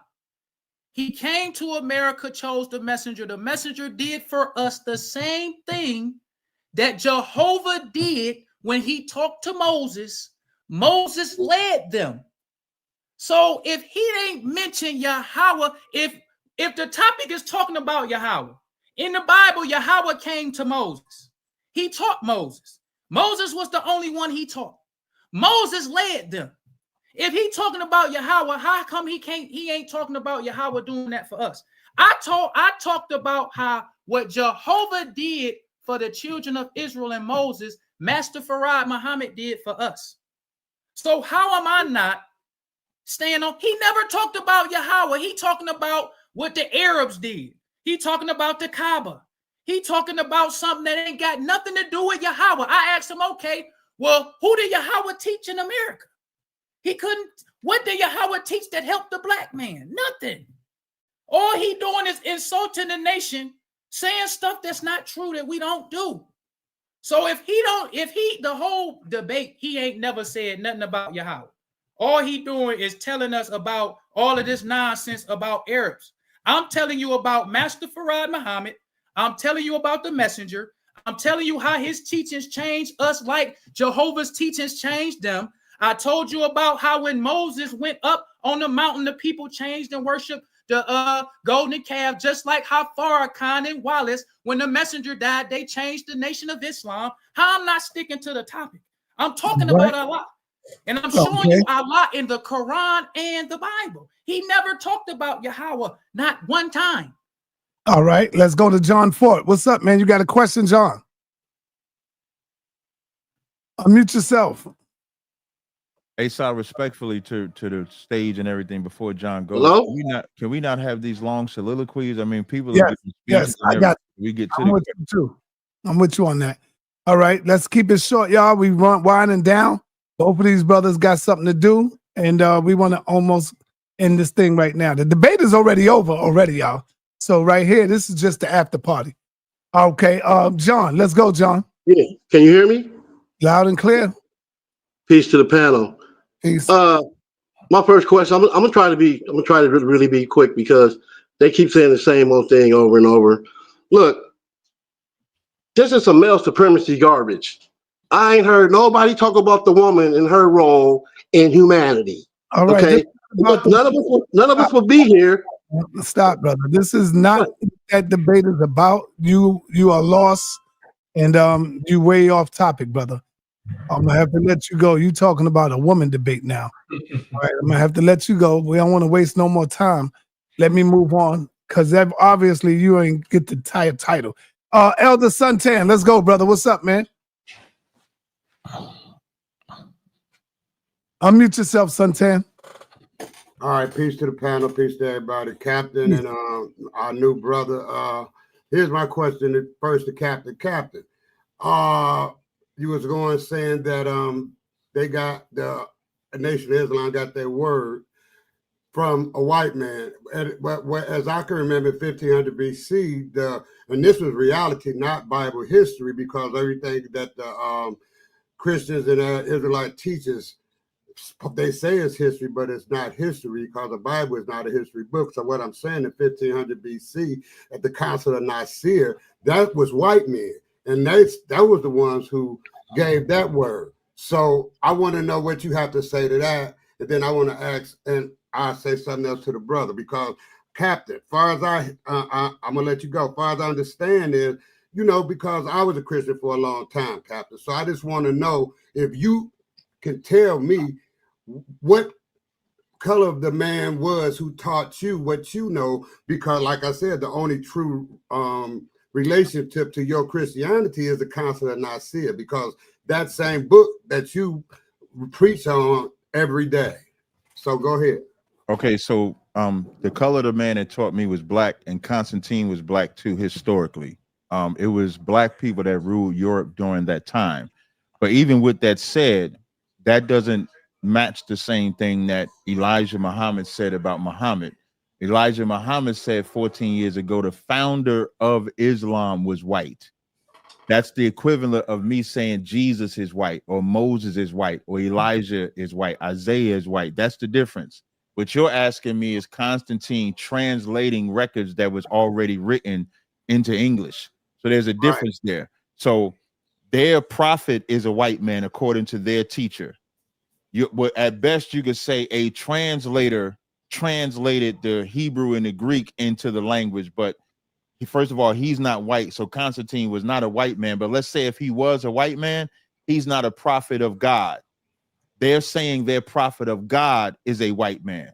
That's the difference. Okay, and to your knowledge, you said that the word of God comes from a black man. No, I'm not talking about I'm not talking about General Yohana. I'm talking about. I'm talking about Jesus, Paul, Matthew, all the books of the Bible. Those were black men. Okay, that's what I'm saying. All right. Well, you got me straight on that. Now this is to my other brother here. I understand where you coming from, right? And your premise is perfectly clear. And all I can say is kudos to you. If that's what you believe in, stand on it, because FOI, they taught people to live right. They taught for the black man. So I kind of sticking with you on that. And in a whole nutshell, I just say this whole thing is religion thing is not for us. What is for us is to have spirituality and be good people. Peace. Sarnetta, I want to say something else too. I can't hear you. Yeah. Go ahead, Shabazz. What you're saying? Another thing, when did the messenger teach us that Prophet Muhammad was the? See, that's another thing. Where can you find where I show once again where Allah says, "I am the Lord of the worlds." I told you that Islam, you trying to use Islam and use it with the God of Abraham, Isaac, and Jacob. I showed you in the Holy Quran that Allah sends prophets to all the people. He is a God of the righteous as well as the wicked. We never said that Elijah Muhammad never taught us that Muhammad was the founder of it. In the Holy Quran, it says all of the prophets was Muslims, starting with Adam. Nowhere does the Holy Quran, nowhere does Muslim, when they do the Hajj in Mecca, them rituals they do is after Hagar. When they do the call to prayer, that is after Bilal. Bilal was before Prophet Muhammad. Hagar was long before Prophet Muhammad. So how can you keep saying that our prophet is a white man? And that's what I'm saying. He never talks about the messenger. He never plays what the messenger says because he know the messenger was right. He can't find nothing wrong with what he did. So he continued to, the Holy Quran does not tell you to eat pork. When that revelation came, Muslims was being tortured. So Allah did not say that you can eat pork. He said he will forgive you. He didn't say in there, you could go eat pork. He don't say you can beat your wife. We don't worship the Quran. But if he gonna talk about Allah, we in the nation of Islam believe Master Farad Muhammad is Allah. We believe that the Honorable Elijah Muhammad is the messenger. Why did he not say nothing about them? All he do is use these little little jabs that Israelites do. Okay, I'm gonna talk about Master Farad Muhammad being a white man, but I'm not gonna talk about the fact that he raised up the messenger, that his teachings is what caused y'all to go out in the street and teach the black man. All right, we gotta move forward, y'all. If I could just take 60 seconds. First of all, as your fellow FOI member sent me the video, Elijah Muhammad said out of his own white mouth that Muhammad was a white man. That's what he said. He said he the Muhammad of the Bible. I always got to get interrupted, man. At some point, I'm probably going to turn up on you because you don't turn up, Cap. Just stay disciplined. Stay disciplined, Cap. Again, if you want to be a man, you can come into ISBK. I'll teach you how to be a man. All right, let's stay disciplined, Cap. Let's stay disciplined. So when he say I didn't play nothing from Muhammad, from their Elijah Muhammad, I absolutely did. He said that Muhammad from 1400 years ago was a white man. He's the father of the Quran. Then he blurted out his mouth that Muhammad didn't say you can beat your woman. It says it in the surah. Deny them in the bed and then beat them. That's what it says. That's in the Quran. Now, whenever I have conversations with Muslims, I always say to Muslims, I'm not saying that you teach this, but the debate wasn't about what black Muslims teach. The debate was about what the Quran says and what the Bible says, and if it's the same God. So don't get mad at me if I can play audio of your teacher, and don't get mad at me if I can read a surah that says you can do that. We can move forward now, sir. All right. Let me move forward. Hold on, brother Cam, because I want to get the brothers that ain't speak yet. We got a couple of more. That's it. Yeah, I got I got to put my son to bed right here. Hey, Captain, whenever you got a roll, just let me know. You good? Okay. The debate is over already. We just doing the after party. Okay, I'll do like 2 more people. Yeah, let me bring in brother Lies in the building. Brother La, let's go, brother.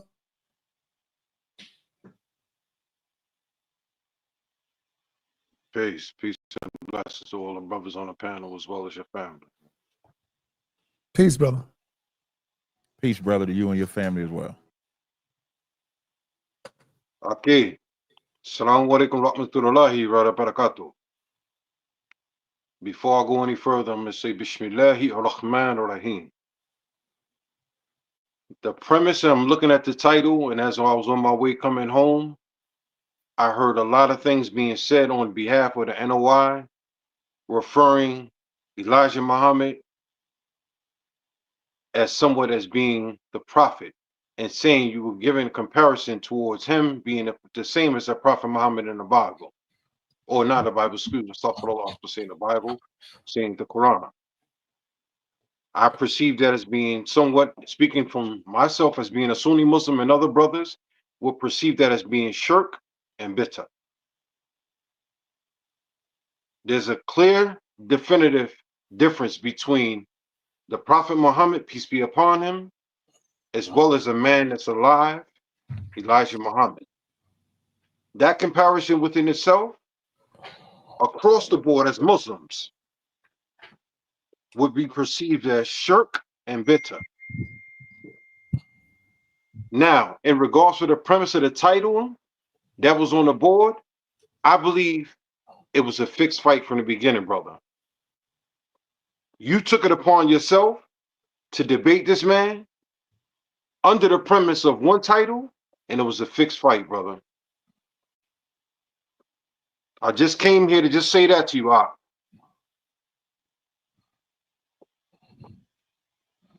No one keep.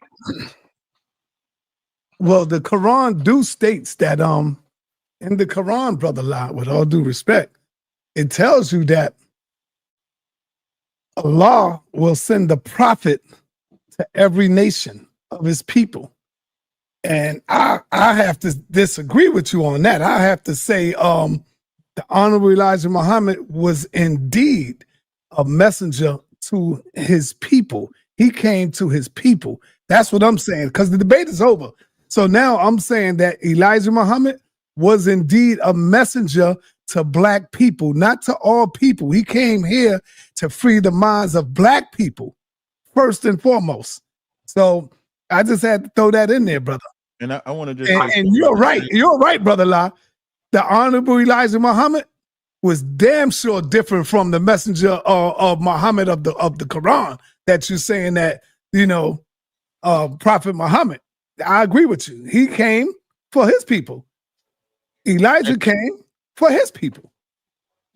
If I could, to Brother Lau. Go ahead, brother. I'm sorry. No, I'll be brief. When you say the title is fixed, when I debate certain subjects, right, especially with Muslims, and not just a black Muslim. So, and I have to say black because y'all are 2 different type of Muslims. So I debated Sunni Muslims on this same subject, because for me, that's when you get down to the nitty gritty. That's almost the only subject that I would debate any Muslim on. So I wouldn't say it's a fixed in a sense. Now, you don't have to agree to it, but that's pretty much almost the only debate that I would debate a Muslim on. I wouldn't really debate him on anything else, but he didn't have to accept it though. Could I respond, sir? Yes, go ahead. Hey, hold up, brother Lot. You finished? I'm gonna let the brother speak. Go ahead, brother Shabazz. Hey, before you go, I got one more after this, like maybe 5 more And minutes. we'll let Cam get back in too, being that y'all talking about that. Go ahead, If Shabazz. we comparing the Allah of the Quran with Yahawah, in the Bible and Holy Quran, every person who represented Jehovah Allah, they met him. He never said nothing about nobody in America meeting Yahawah. How can we talk? The topic be, is Allah and Yahawah the same from the Bible and Holy Quran?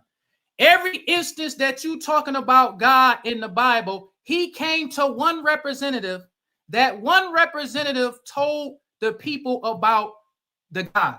It happened like that in the Quran. It's always one person who the God always talks to, and that one person leads everybody else. So if I'm telling you that Master Farad Muhammad is Allah, he chose the messenger just like Jehovah chose Moses, just like Allah chose Noah, just like with Lot, just like with Jonah. How am I not on topic? And he never mentioned Yahawah coming and making a representative at one time. He didn't tell us what did he teach that helped guide the black man. None of that. I'm showing you what Master Farad Muhammad taught to the messenger, help all of black people, like what Moses taught from Jehovah, help all of the children of Israel. But I'm not on topic. But because he throwing out insults, what does the Kaaba have to do with Yahawah? What does the beating your wife stuff have to do with Yahawah? When you gonna tell us who did Yahawah choose? Like Jehovah chose Moses, Jehovah chose Noah, he chose Jonah, he chose Jesus. Who did Yahawah choose? He don't say nothing. He can't say Abba Bivens, he can't say Yaqub, he can't say nobody. But what he does is he just throw out insults. Like, how is that staying on topic? When I gave the same similarities of the messenger to all of the prophets, Muhammad, Jesus, all of them saw God and they represented God to all the people. What they taught them changed all the people. He can't say that Yahawah did that. No, Maki, no. I agree with you 110%. What I'm speaking about in regards to Aki is this. The premise itself is speaking in regards for Islam. Correct? Correct. That being the case, understanding and seeing the title for what it was, I think, my opinion, it would have been better off stating the Nation of Islam's teaching instead of isolating it towards Islam. Because as a fellow Muslim myself, from the outside looking in, this platform and this debate now will be characterized as Islam as a whole, when in ideologies and our teachings under the Sunnah, under the Hadiths, is entirely different than, prime example, with the NOI practices. When I get up in the morning for Fajr, you're not getting up in the morning for Fajr prayer the same way I make Salat, the same way I make Al-Fatiha in the morning for Fajr prayer. You don't do the same, brother. But if I give you the Holy Quran verse, you as an Orthodox Muslim, you know the black man was robbed of a knowledge of self. We thought we was Negroes in color and we ate hard. We knew nothing about Islam. The Holy Quran says Allah only sends a prophet with the language of his people so that he can get the message clear. So if you as an Orthodox Muslim in America, what black man who speak your language taught you Islam that you practicing now? You can't give an answer. None of the Orthodox Muslims, because that's the rule in the Quran, that you can't get Islam from Orthodox Muslims coming over here telling you about Salat and the Hadith. It says that Allah raises not a messenger, but with the language of his people so that he can give him Allah's message clear. Y'all Orthodox Muslims talk about the messenger, but show us an Orthodox Muslim that practice what you talking about that helped the black man in America. All of us, not just you because you like Orthodox Islam. Because Allah sends a messenger to the people. He don't send a messenger just for you to say, I'm an Orthodox Muslim. The messenger's teachings helped the black men in prison. It helped black men who wasn't even in the nation. Who can you say as an Orthodox Muslim came and did that for the black man, if that's a rule in the Quran? I guess you're misunderstanding the premise that I'm trying to explain to you, brother. What I'm explaining to you is this. The premise itself within the title of definitively defining it as Islam. The perception that people are going to take from this is that the NOI is the definitive flag for Islam as a whole. And what's happening is they're marginalizing it towards Islam just being the NOI and all the teaching spewing out towards black empowerment and things of that nature is definitively entwined into the fiber of Islam. And that's so far from the truth.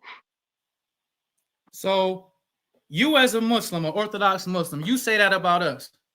But in the Quran, every prophet was sent to their people. That's the point that everybody that you missing.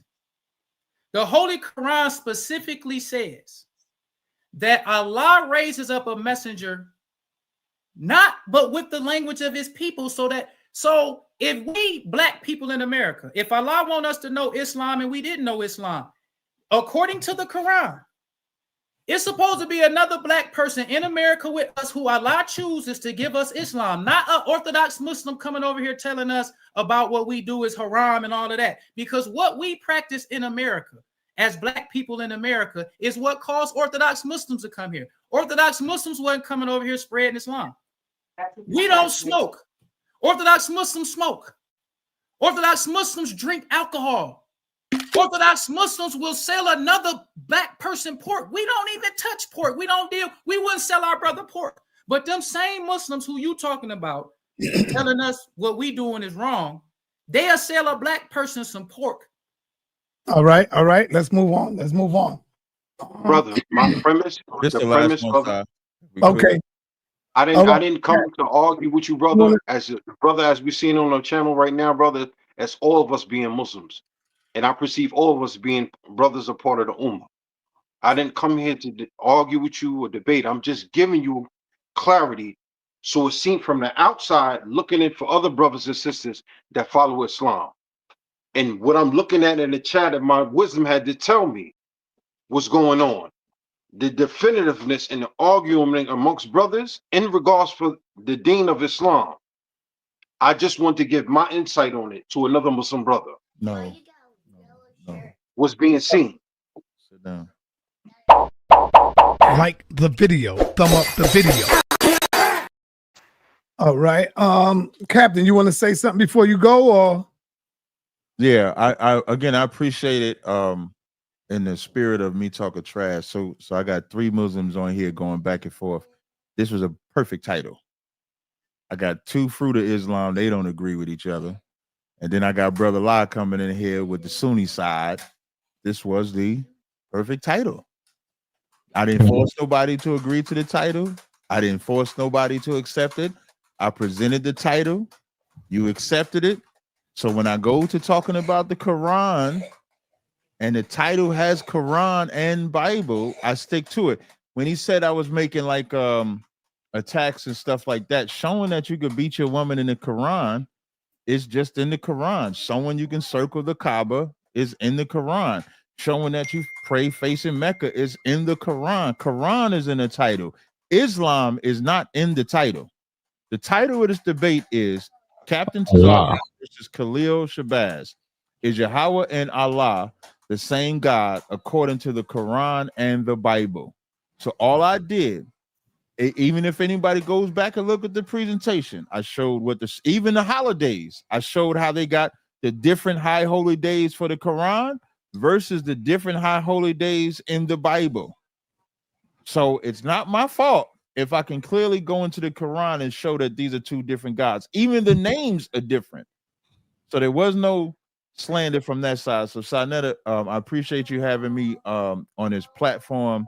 Thank you, Captain. I appreciate you coming through. And before you go, Captain, the reason why I got this slide up is because somebody in the audience said that I was wrong and they accused me of lying. Well, here it is in the Quran, 16:36.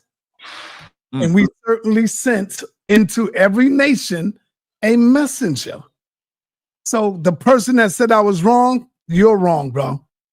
We certainly sent. Brother Lai would have told me right there. He would say, nah, sorry, that you're wrong, brother. That's not what it means.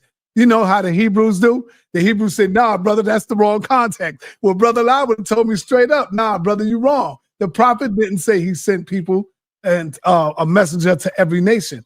But because Brother Lai didn't say that, he know that that is correct, that I was correct. Anyway, let me go to a brother real quick.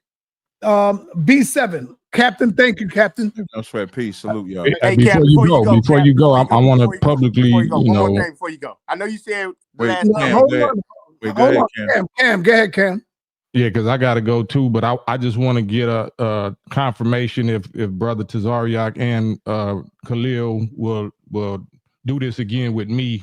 You know I what would I'm saying? say we can all just have a discussion. I say not a We debate. can talk about it behind the scenes. Cam, you got my number still. I got your number. Yeah. Give me his number, Captain. We know how to communicate. It's Yeah. just you put, and I hit you on Instagram about, you said you want to see a dead body and the FOI is gonna fall. I did. It and was all a of that. dead body.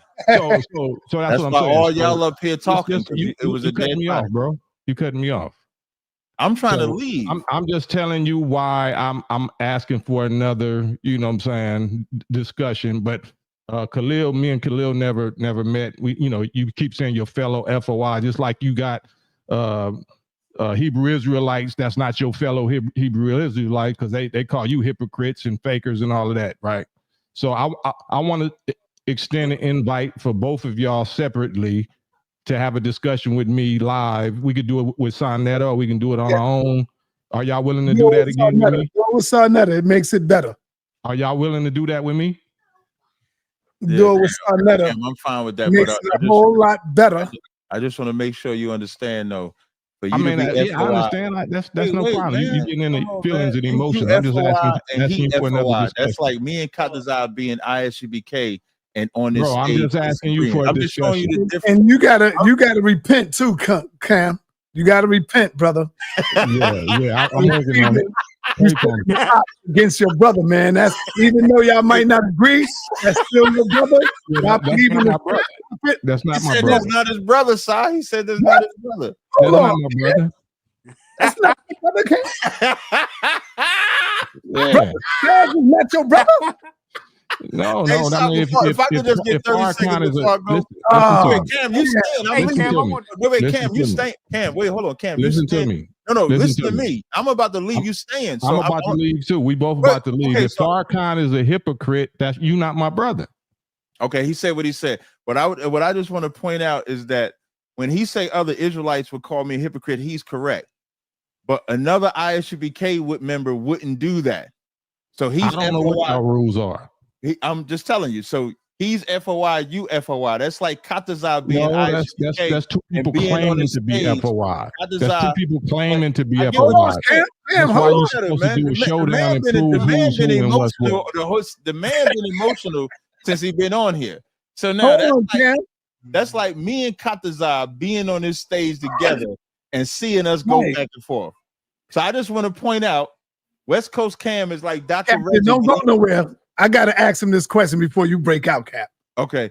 That's like when Reggie gave that information to Nazi. Yeah.